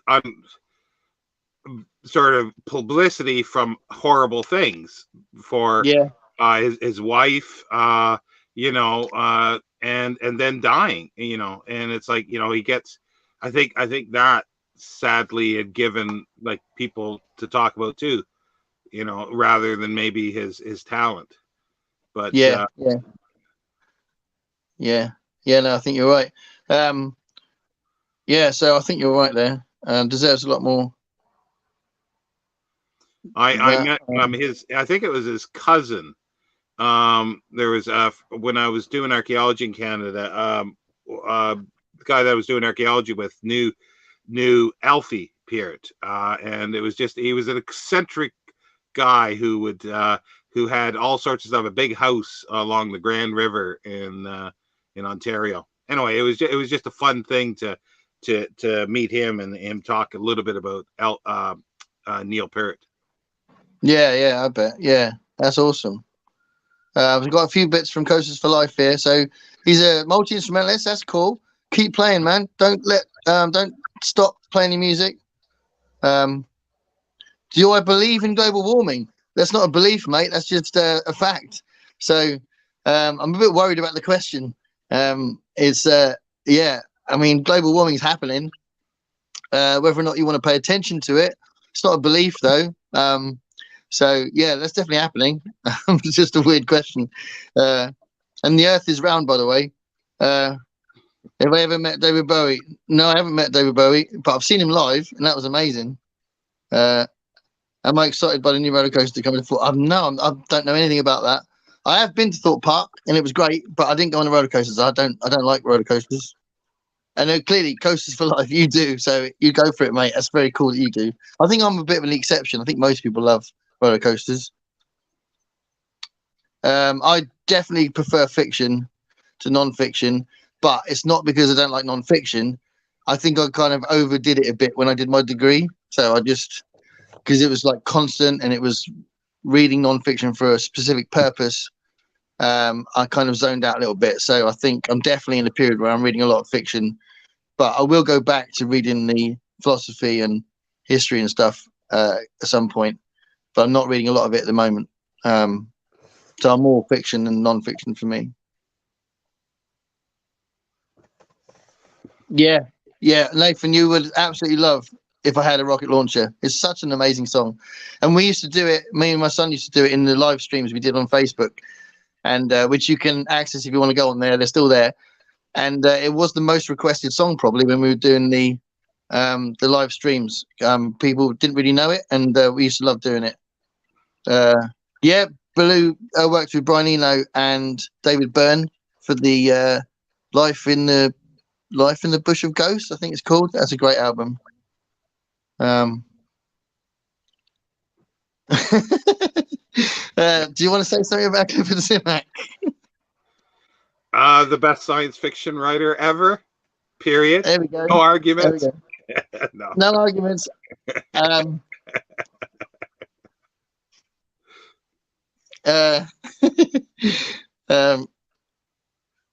Album cover. Okay, I'll look that one up. I don't know that one. That's interesting. So this is Scott and Becky saying Abominog. I'd love to know who's that by, Abominog. There's so many great covers out there, though. Please, could I sing my favourite song? I can't really now because I'm not really set up for it, but there's loads of videos of me singing on the channel and around YouTube on the Bemis channel as well. So please check that out. I appreciate you asking. But if you check out, if you put in Bemis UK, so BEMIS UK, there's loads of stuff with me singing on that one. Isn't Jeff Wayne's World of Worlds one of the best album covers? It's a great album cover.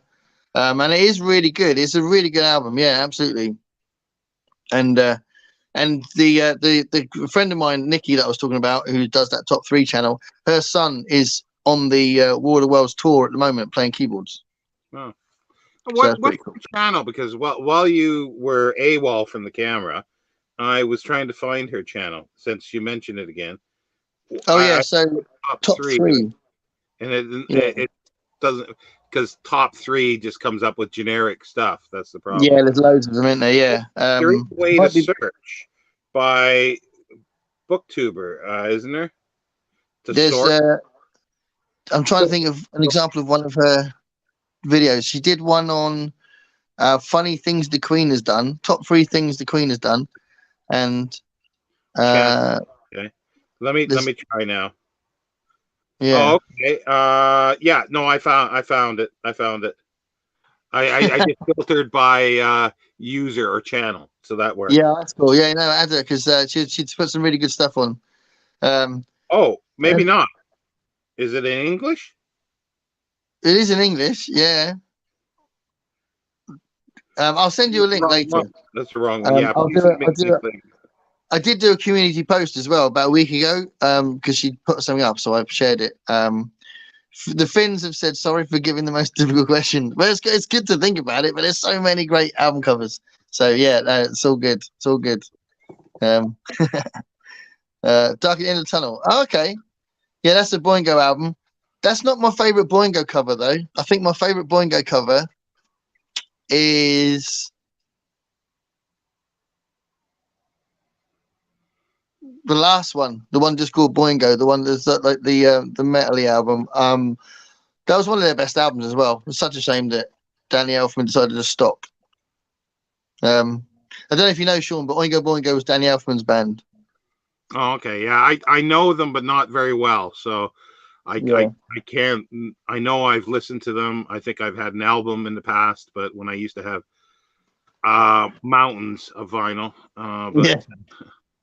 Well, it's funny because I always think it's a shame they split up, but then when you look into what Danny Elfman's attitude was, and you read the interviews or you watch interviews with him, he said every single time they made an album, he wanted to split up after the album because he kept getting bored, and that's why a lot of their albums sound so different. So it's kind of lucky that we had about how many did we get? We had about 8 albums or something, 8 or 9 albums by them, and I guess that's a miracle really because he kept wanting to split up the band anyway, you know. So it's one way of looking at it, and it's a positive way of looking at it. What that would be the one thing on my living wall, and soon it will be. What would be Oranges and Lemons? Maybe. I'm not. Yeah. Favorite Beatles song?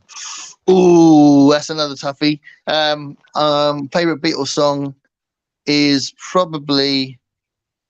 Oh my God. I'll give you a few. I'll have to give you a few. So Revolution, love that song. Come Together, I love that song.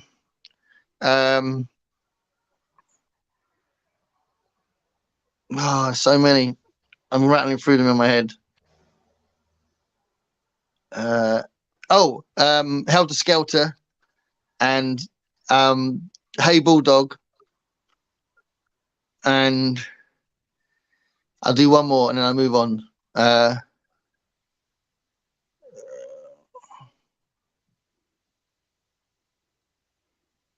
I'm the Walrus. Cuckoo Cuckoo. What about you, Sean? Have you got a favorite Beatles song? That would be hard, but yeah, I think it would either be Revolution or Helter Skelter. Yeah, good shouts. I love the channel. Thank you so much, Guys for Life. It's really cool. I really appreciate it, man. Hey, there's MJ. MJ's appeared. So MJ, you're used to doing this. You do this every week, and you are a massive champion of other people's channels, and you're a force for good on BookTube, and it's very cool you're here. Thank you so much for that.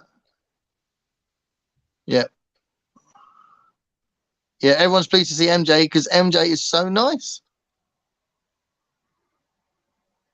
Sup? Favorite Monty Python project? Okay, well, I'll tell you what. I'll try and say favorite thing under the Monty Python banner, and then I'll also say my favorite thing done by an individual Monty Python. So Monty Python, my favorite Monty Python project is definitely. No, it's not definitely. Oh my God. Okay, I was going to say Holy Grail because I think that film is endlessly hilarious and stupid, and I love the Holy Grail.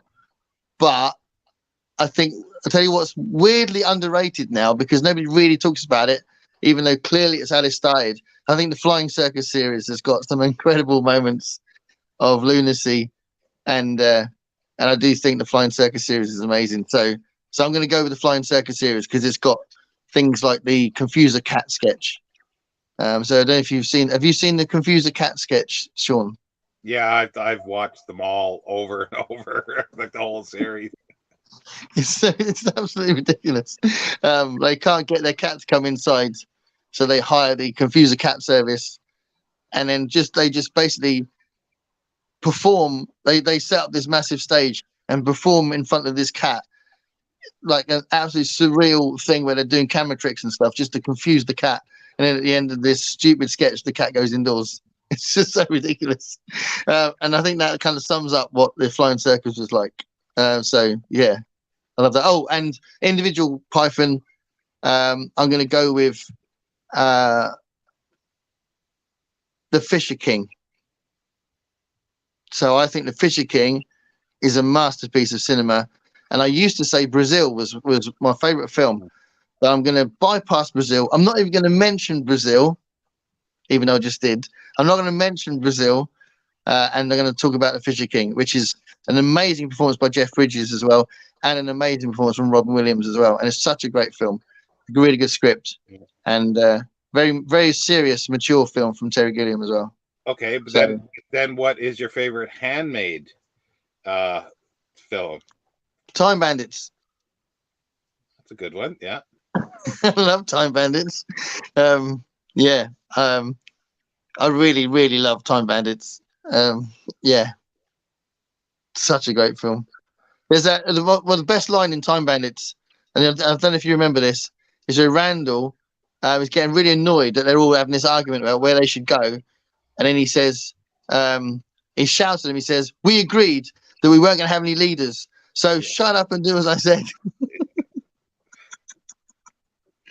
Amazing. There's so many great lines in it. The Time Bandits is written by Michael Palin and Terry Gilliam. The script. Well, I like Michael Palin and the Michael Palin and Jones. You know, their team up stuff. Sort of probably favorite of them. And then I guess Young. Yeah, Ripping Yards. It's fabulous. Yeah. Yeah. And a lot of my favorite sketches were written by Jones and Palin. I'm such a huge fan of Python. I know loads about the way they were made and stuff like that, and I love them to pieces. Private Function is fabulous too. Yeah. I've seen Michael Palin live a couple of times because I went to see, so I went to see a solo show of him talking about the book he'd written about this big expedition. I can't remember what the call was. The book was Erebus. Was it the Erebus? Yeah, Erebus. Yeah. So he was launching that, and he did this big talk, and like the first half of the show was about that, and then the second half was like anecdotes about the Python years, and it was really lovely actually because Terry Jones was really ill at the time, and he just visited him, and he showed a big picture on the screen of Terry Jones. Said, "I've just seen him."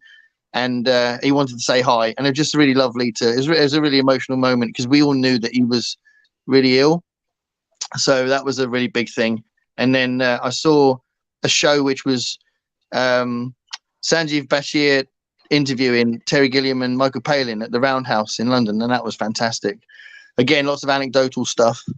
Was that the one that was on a BBC? There was an interview that he did, sort of a retrospective on the BBC radio.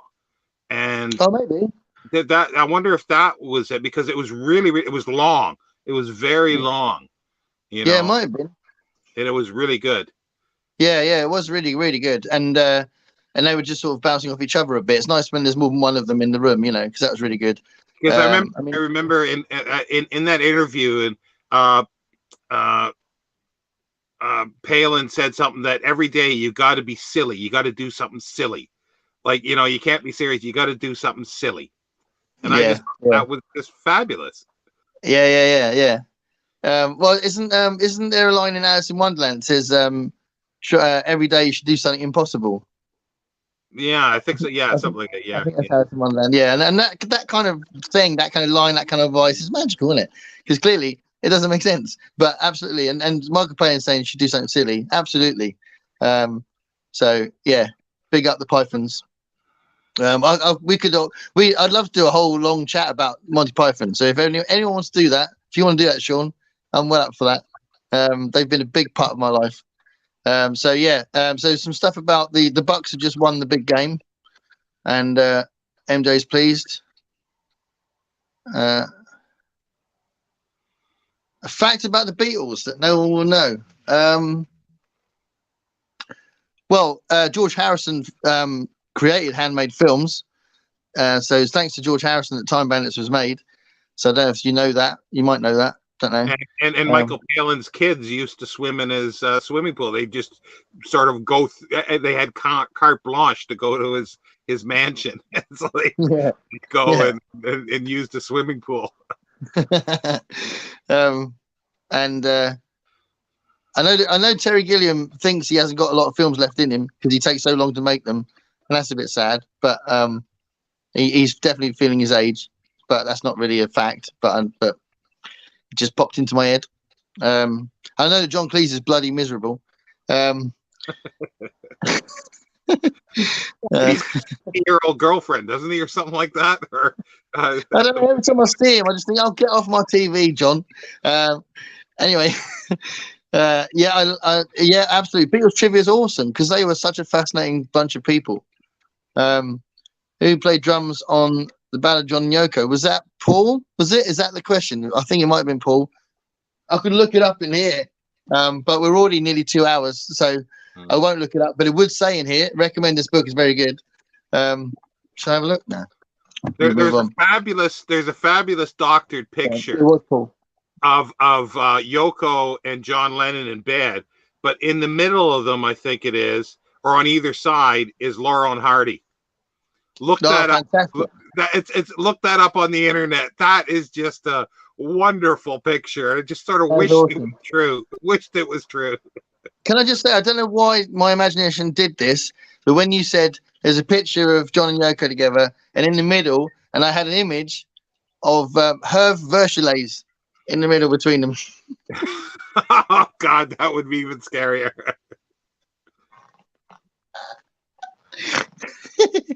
Do you play him, boss? Paul McCartney. I thought it was Paul McCartney. Yeah, Generation X for life. Absolutely, Generation X. We're cool people. We get it.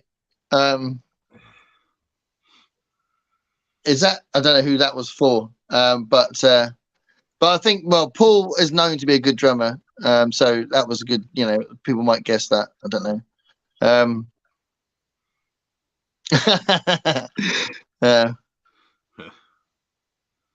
Yes, he was. I didn't know. Yeah, fascinating man. The biography about Warren Zevon's really good. It's written by his wife or his ex-wife.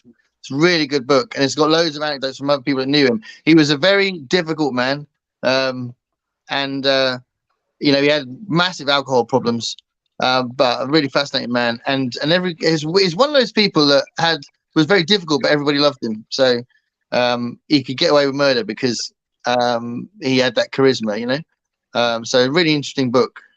Well, I'd love to see more books about celebrities or musicians or actors, actresses that were book collectors and big readers, and just talk about their books and what inspired them.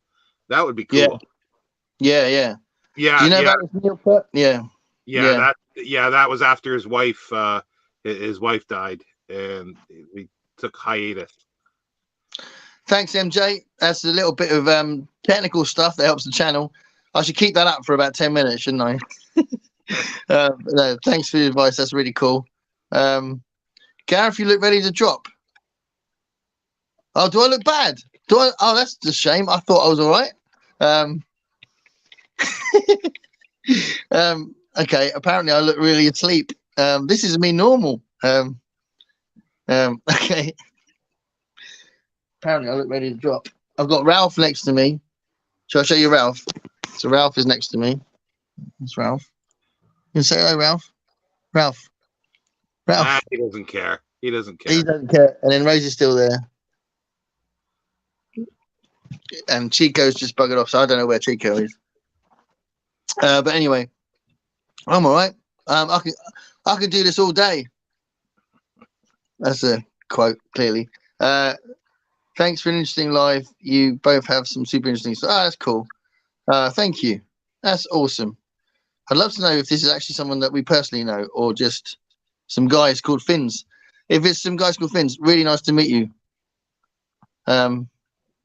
It's funny, isn't it, when you know people with that name and you do wonder, and I'll never know who that student is that was being a bit cheeky. What's the rarest vinyl? I've got I'll tell you what, the rarest vinyl I've got is the random stuff that I found when I worked in the record shop, and they came in secondhand, and they were these sort of obscure solo guitar records or obscure jazz bands that nobody's ever heard of. Those kind of things are, and not even jazz, but sometimes indefinable, non-genre specific instrumental music that you'd get sometimes in these secondhand collections. That's probably the rarest stuff I've got.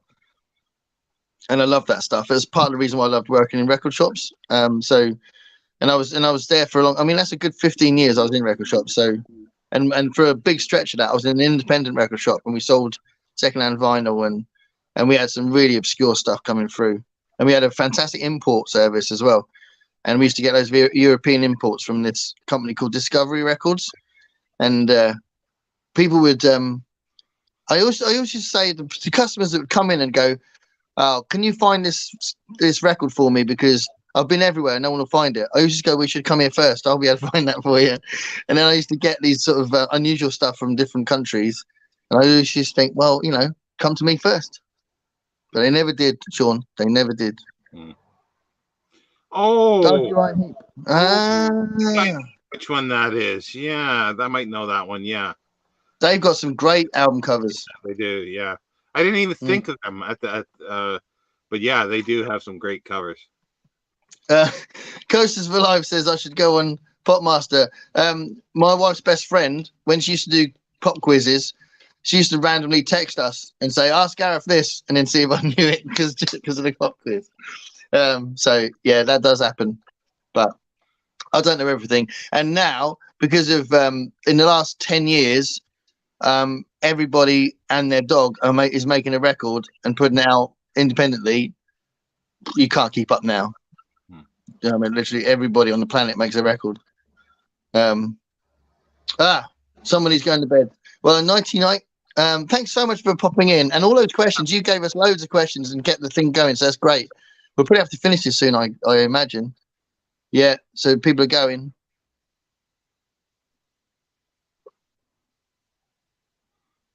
Yeah, cool. We've still got 11 people here, but some people are going. Bye, MJ. Yeah. Great. Like big album covers on walls. I think that's a way forward. I think that'd be awesome. There's another great question from Coasters for Life. Would you rather be able to see 100 years into the future or 100 years back in the past? 100 years back in the past, because I think there's a lot of bollocks said about the past. So it'd be interesting to see what actually happened. That would be good. I'd like to time travel.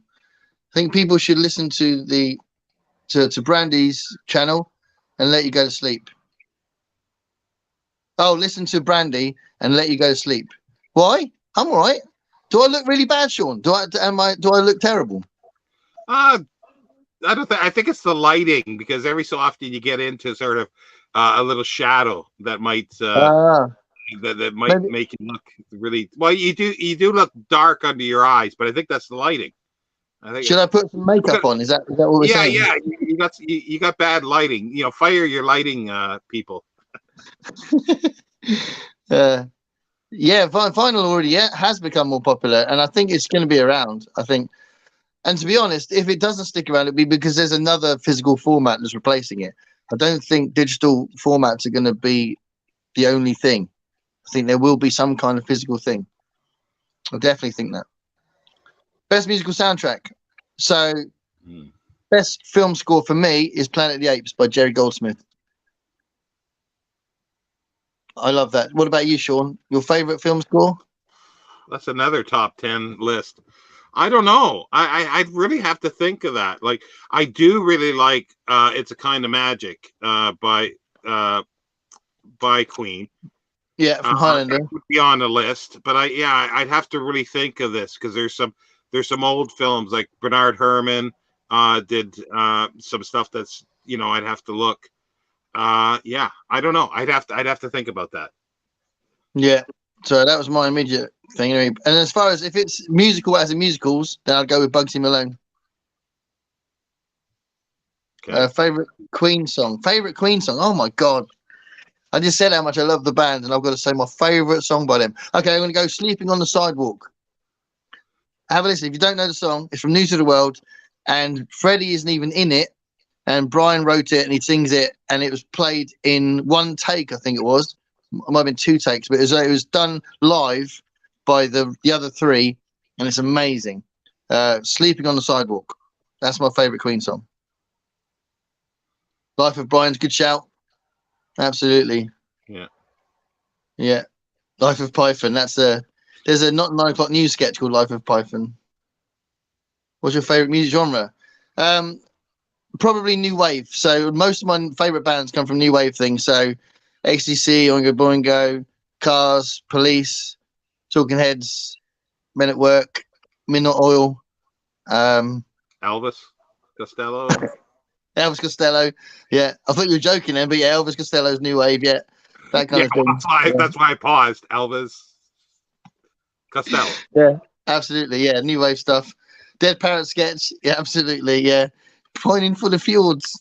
I love them. What's the word for when they can't stop laughing on stage? What's it called? Oh, I don't know. I know what you mean. There's a word for it.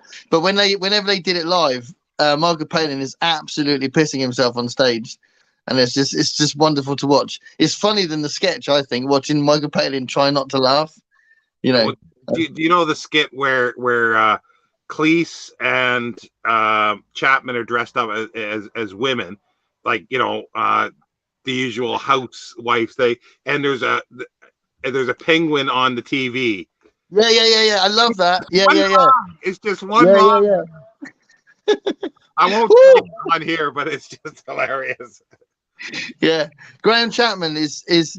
I mean, again, died far too young. Graham Chapman was an incredibly funny man. Absolutely incredibly funny man. He was a medical doctor. He was a doctor, yeah. I mean, he ended up having real problems with alcohol, didn't he? And when they were filming Life of Brian and Holy Grail, they were really worried about him, and he'd be drunk on set and all that sort of stuff. But he was such a funny man. He was probably the funniest out of all of them. I mean, go on. Sorry, Cleese did the parrot sketch at his funeral. Yeah. Is it, to be fair, I don't like John Cleese as a person, but the footage of him at Chapman's funeral is really lovely. He's very sardonic and funny, but there's a lot of heart to it as well, isn't there? Well, I like the way he ends. He says, "If that offends you, good." That's what the Graham Chapman liked doing, offending. Yeah, and I think that's the way he was kind of coping with it, wasn't it? But yeah, I don't think he's a nice guy though. Thoughts on The Walking Dead? Thoughts on The Walking Dead?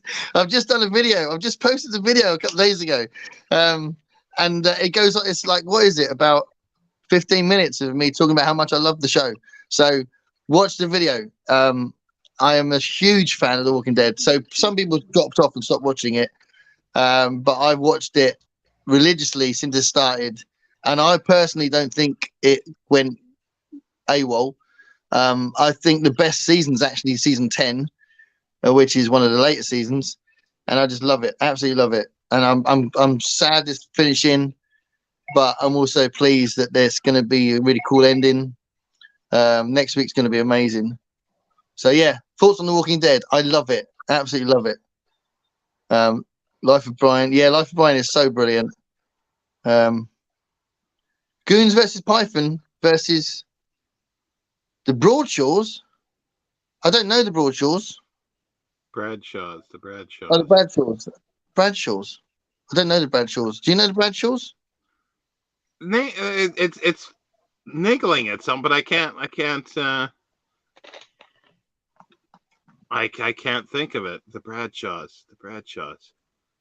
I mean, the Goons were an influence on Python loads. I mean, Jerry Jones talked all the time about how they were really influenced by Spike Milligan, and Spike Milligan's books were a big part of my early reading as well. I do like Spike Milligan. I didn't really get into the Goons as much as Spike Milligan himself.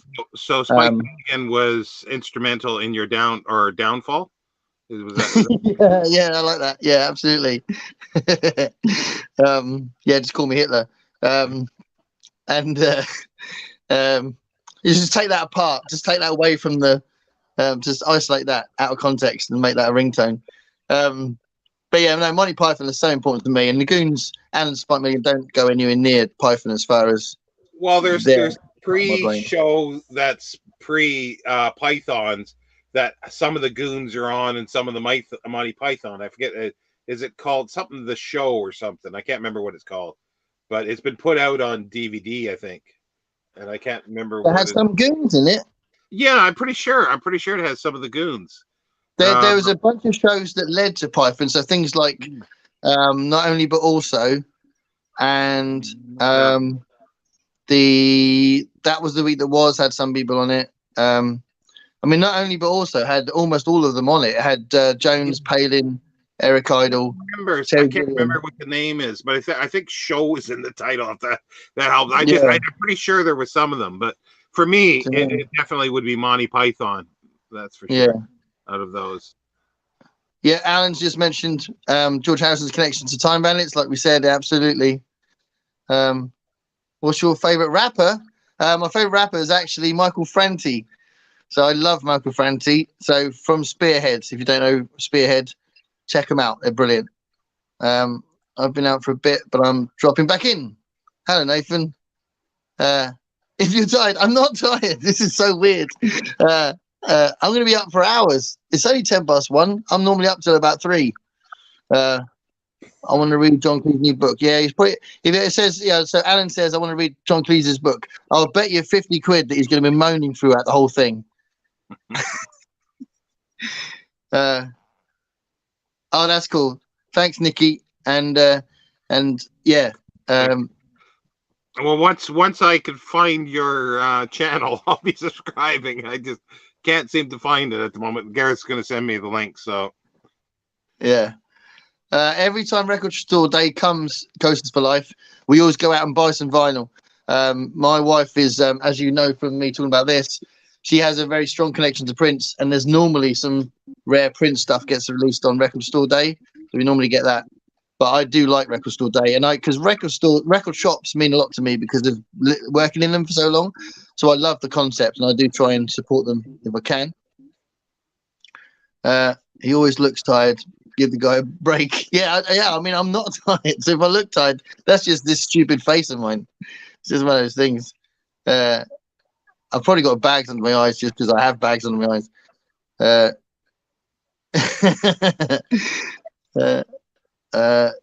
Okay, what my favorite Beatle is actually now. It didn't used to be, but now it's Paul McCartney. It used to be John Lennon, and no other reason except for the fact that I liked his songs more. But I just think Paul McCartney is so underrated as a vocalist. So both of them are very highly rated as songwriters. Obviously, that's why they're so important. But Paul McCartney was such an incredible vocalist. Some of the big stuff that he used to do, was, I mean, Helter Skelter was a huge vocal, and there's loads of examples of like the what's it called? Oh Darling. When he sings Oh Darling, the middle bit, none of the other Beatles could have sang that bit in Oh Darling. Have a listen to it. This is kind of like Little Richard tribute. But that middle bit is definitely Paul McCartney doing his thing. Do I like Rick Astley? I think Rick Astley is really cool. So yeah, I do like Rick Astley. And actually yesterday I watched him. I watched the cover he put on years ago on YouTube of Everlong, and he's actually quite a cool guy. Yeah. Who doesn't like Rick Astley? Absolutely. I'm never going to give him up. I'm never going to let him down. Did you see what I did there, Ralph?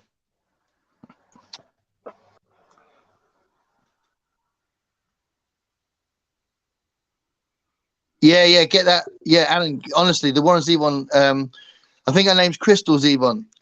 It's a really good book. Most underrated science fiction writer of all time. The most underrated science fiction writer, Sean. Ooh, underrated.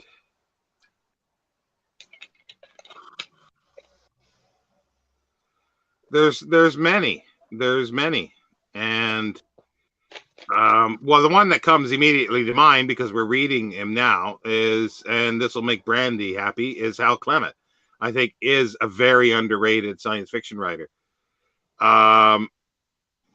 And I think Judith Merril is underrated too, because Scott and I were talking, and her first book, which was published in 1950, her first edition it doesn't cost that much money. A very first edition of her first book. So based on that, I would say she's underrated as well.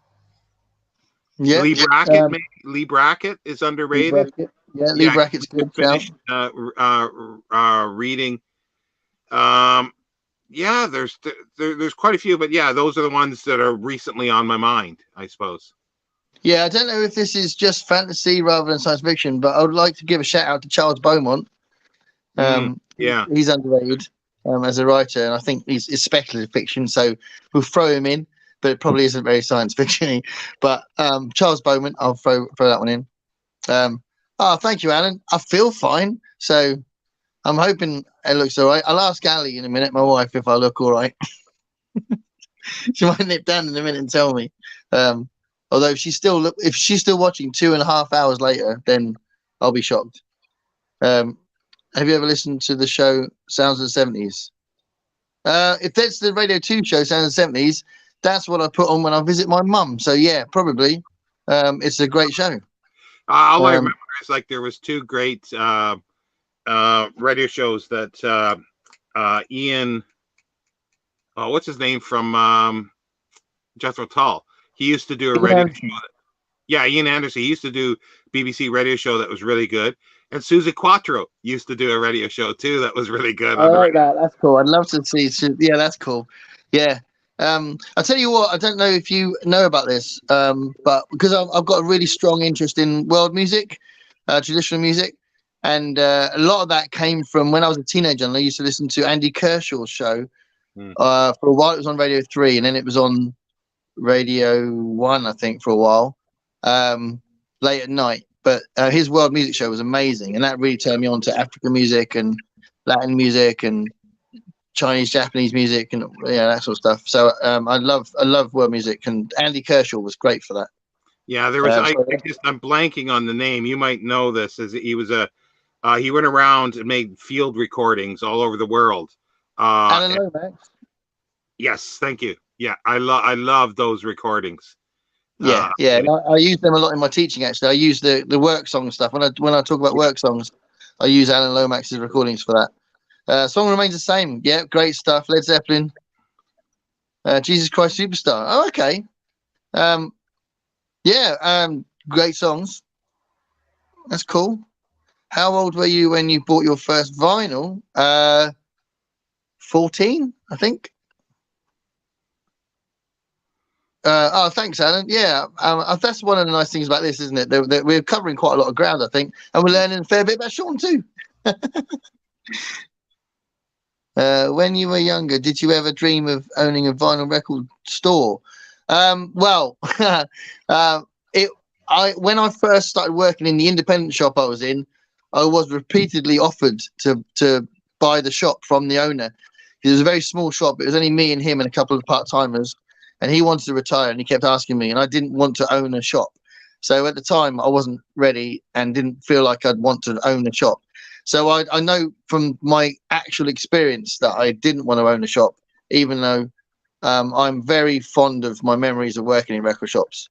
But to own the shop, I don't know. I definitely didn't want to own it at the time. I don't know if now I would want to. I don't know.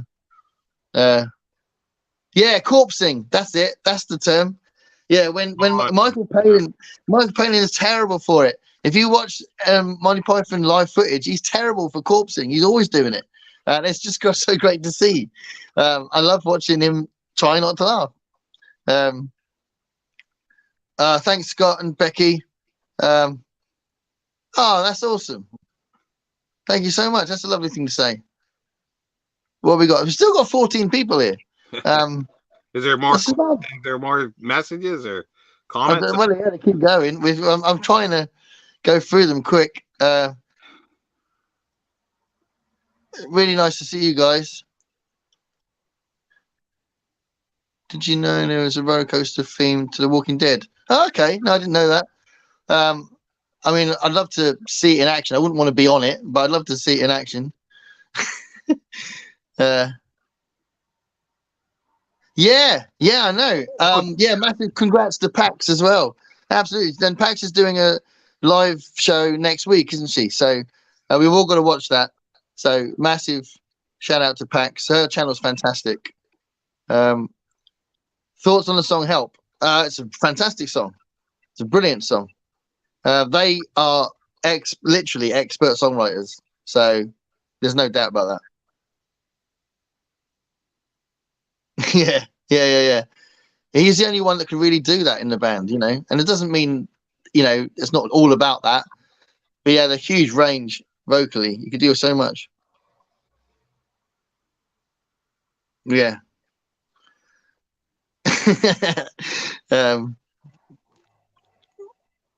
Most underrated 70s band. Underrated 70s band. I don't know. A lot of the bands that are still. Is there a band that's kind of been? I tell you what, I think Gentle Giant shouldn't be ignored like they are. They're better than that. So I'll go with Gentle Giant. I think they're good. And actually probably what's the face as well? Oh God, what are they called? No, there's some more bands in my head, but I've forgotten. But there's a bunch of prog bands that Todd Rundgren, yeah. Yeah, Todd Rundgren, yeah, absolutely, yeah. He's kind of underrated, really. He's got kind of a cult following, but yeah, he could be right. I think critics rate him, but I think the general public don't necessarily know about him. I think you're right. Yeah, you made Brandy's day, absolutely. Most overrated Beatles song. Let It Be. Help. I think. Yeah, for me, it's Let It Be. That doesn't do anything for me, that one. Cheap Trick. Is that that might be a shout for underrated 70s band? And I'll see what, a good one. Yeah, that's a good shout. There we go. Alan says Cheap Trick is the shit. Awesome. And Live then Budokan. Yeah. Yeah, Susie Quattro reference. Yeah, absolutely. She's awesome. She's on Instagram if anybody wants to know. She does a joke every Friday on a little video on Instagram. Right, everyone's got to follow Susie Quattro. I love it. Oh, nice one. This is cool. People are enjoying it. That's what it's about. That's good. I've seen Todd Rundgren. I saw Todd Rundgren do a show with Joe Jackson. It's really interesting. They kind of paired up to do a tour together. I like Joe Jackson. I like Joe Jackson. I'm a big Joe Jackson fan. I saw him recently, the beginning of the year. I saw him do his own show, and it was so brilliant. He's one of my favorite songwriters. And this show was like they did who was first? I think Todd Rundgren did a set by himself, and then Joe Jackson did a set by himself, and then they came together and did a set together, and just did each other's songs. It was really good. It was a really good show. We're right at the end of we're right at the end of the stream. So what we could do, this could be the last question, couldn't it? Because it's getting on for 2.5 hours. So let's make this the last question. Do you prefer 60s, 70s, or 80s music? No. I think there is absolutely incredible stuff in the 60s, incredible stuff in the 70s, incredible stuff in the 80s.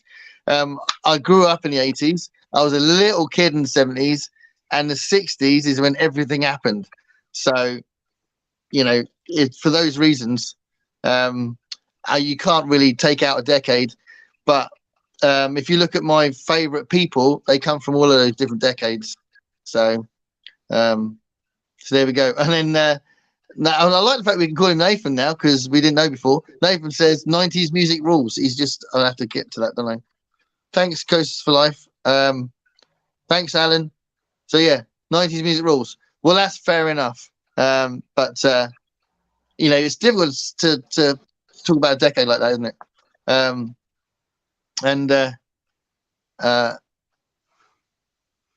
a 90s girl myself. There we go. Yeah. So, it's what you grow up on, and because I'm not going to be, I can't be clinging to the 80s either, really, because I love all the sort of 60s kind of Laurel Canyon stuff and the British invasion stuff, and it's before my time, but it doesn't matter. And the late 60s and 70s prog stuff, I love that as well. I love Jethro Tull, like Sean mentioned. I love King Crimson. I love all that stuff. So some people kind of get this sort of real attachment to what they grew up with, and that makes absolute sense. But for me, I just can't I can't separate the stuff I love, really. But then maybe that's why I'm a music teacher. Awesome. Thank you so much, guys. It's really nice that you guys have enjoyed it. And this is awesome. It's 5:15 in Portland. There we go. Hello to the people in Portland. That's nuts. So I hope you weren't at work, Alan, and you're supposed to be working, and I stopped you from doing your job. That'd be terrible, wouldn't it? I know it's a Saturday. You probably aren't working. I don't know. Although, has Alan retired? Have I just made that up? Is he retired? I think he works occasionally. I think he works. I'm pretty sure he does. I think he's talked about work, but I can't remember. I'll just linger on this bit for a minute. So Brandy says that she was in high school when the grunge thing happened, and I realised, I think we're the similar age actually, but I realised that this is something that my son pointed out, that when a metal band comes out in a certain kind of sound, he says, "Dad, you'll like this one. This is up your street." And I'd be like, "What? Why? Why is this particularly up my street?" And he pointed out quite rightly, I think, that that grunge thing, like the Pearl Jam, Alice in Chains, Soundgarden thing, King's X, bands like that, is definitely my favorite metal sound. So yeah, the grunge thing really did hit me loads. I loved it. Notice I didn't mention Nirvana. Supertramp. I love Supertramp. I love Supertramp. Supertramp are amazing. I'd love to see Supertramp live. Breakfast in America, yeah. We did that for a wedding. That was a New Year's Eve gig, and that was great fun to sing as well. Breakfast in America. I love Another Man's Woman. Do you know the song Another Man's Woman? Which album is that off? That's on Crisis. What Crisis? Yeah, yeah, and then The Crime of the Century is a great album. All those are, yeah. Supertramp was so brilliant. Yeah, that'd be awesome. We've got to meet up, Nathan. That'd be really, really cool. Steph's in Portland. Yeah. There we go. Go and have a drink together. We're making connections. This is cool. Thank you so much, Brandy. Watching college football. Oh, okay. He works part-time. So, there we go. So 5:15 is an ideal time. Oh, yes. I remember him saying that. Yeah. My brain is mush. Yeah, so Brandy's probably talking about the grunge thing. Brandy, tell me if you like King's X, the band King's X, because I love them, man. I think they're a massively underrated band, actually. Although I'm a bit knacked off that I've bought tickets to see them twice and they've cancelled both times. So I'm not happy about that. But I have seen them, so it doesn't mean I'll never see them. But I wanted to see them again, and they're getting old now, so it's a bit annoying. Hollywood District. The Great Wizard. Is that Gatters? Yeah, Brandy, I think it was a typo. It should have been an R instead of the first T. Jim reads too slow. Hello, mate. This is cool. Little Feet. Little Feet are fantastic. Yeah. Yeah, I'm a huge fan of Little Feet. Because I'm also a huge fan of the band. And I think if you like that kind of sound, that whole mix of blues and soul and country together, you've got bands like Little Feet and you've got bands like the band. I love the band. I absolutely love them. So yeah, absolutely. Little Feet. Dixie Chicken album is one of my most played albums. Love it so much. Oh, nice one. That's cool. Oh, so they're still. Oh God. I didn't know that. Cool. Yeah, they're not there. They've had members change and all that, but I think there's about 3 from the original lineup still in it. I think. The keyboard player is the main one. I think, from what I remember. Yeah, Steph's comments a lot on people's channels, but I don't think Steph's got a channel. Clearly he's got a channel, but I don't think Steph makes videos. I don't think. But it's a really important contributor in the comments and that. So that's it, I think, isn't it? And actually, that does bring us up to pretty much 1/2 past, doesn't it? We're only a few minutes away from 1/2 past, so 2.5 hours. So I mean, that's lovely because the numbers haven't really gone down much. So I really appreciate you guys sticking around and joining in on our little chat and giving us hundreds of questions. Oh, there's no one here. Yeah, no channel. Hold on, read this. Yeah, and Sean, can I just say specifically to you that I really do appreciate you sharing this with me, because it's been a lot more fun doing it with you than it would have been on my own. So it's been really cool. And I know that, you didn't know if you'd be too tired and stuff, and it's really cool that you're able to do it. So thanks, Sean. Well, thanks for asking me. So it was great. It was fun. Yeah. Brilliant. There's this thing with the live streams, and you must have this dilemma every time, that you want people's comments to come up, but you also know you need to finish it at some point. Yeah. So, well, usually we just say, give a couple more minutes, any more comments, we're gone. Yeah, we'll end on that one, because that's quite a funny comment that Nathan's put up there. But we'll end with that we'll end with that because that's a really nice way to finish. So, yeah, thanks a lot, everybody, and please keep watching the channel. I've got loads coming up. And the whole thing is a celebration of having 500 subscribers. So thank you so much for subscribing, and please let me know what you like and don't like, so that well, what you like more than what you don't like, because then I can keep putting them out. And yeah, it's been fun. And like I said earlier, it's these connections. It's connecting to you guys that are commenting. It's connecting to the other booktubers, and it's sharing a love of reading, and The Walking Dead. So, and Jim Henson. So thanks for watching. And Clifford Simak, absolutely. Clifford Simak. And in general, just loving sci-fi. Okay, Babylon 5, Louise Brooks. Now I got them all in. No, thanks so much, everybody, and see you later. Bye. Bye, everybody.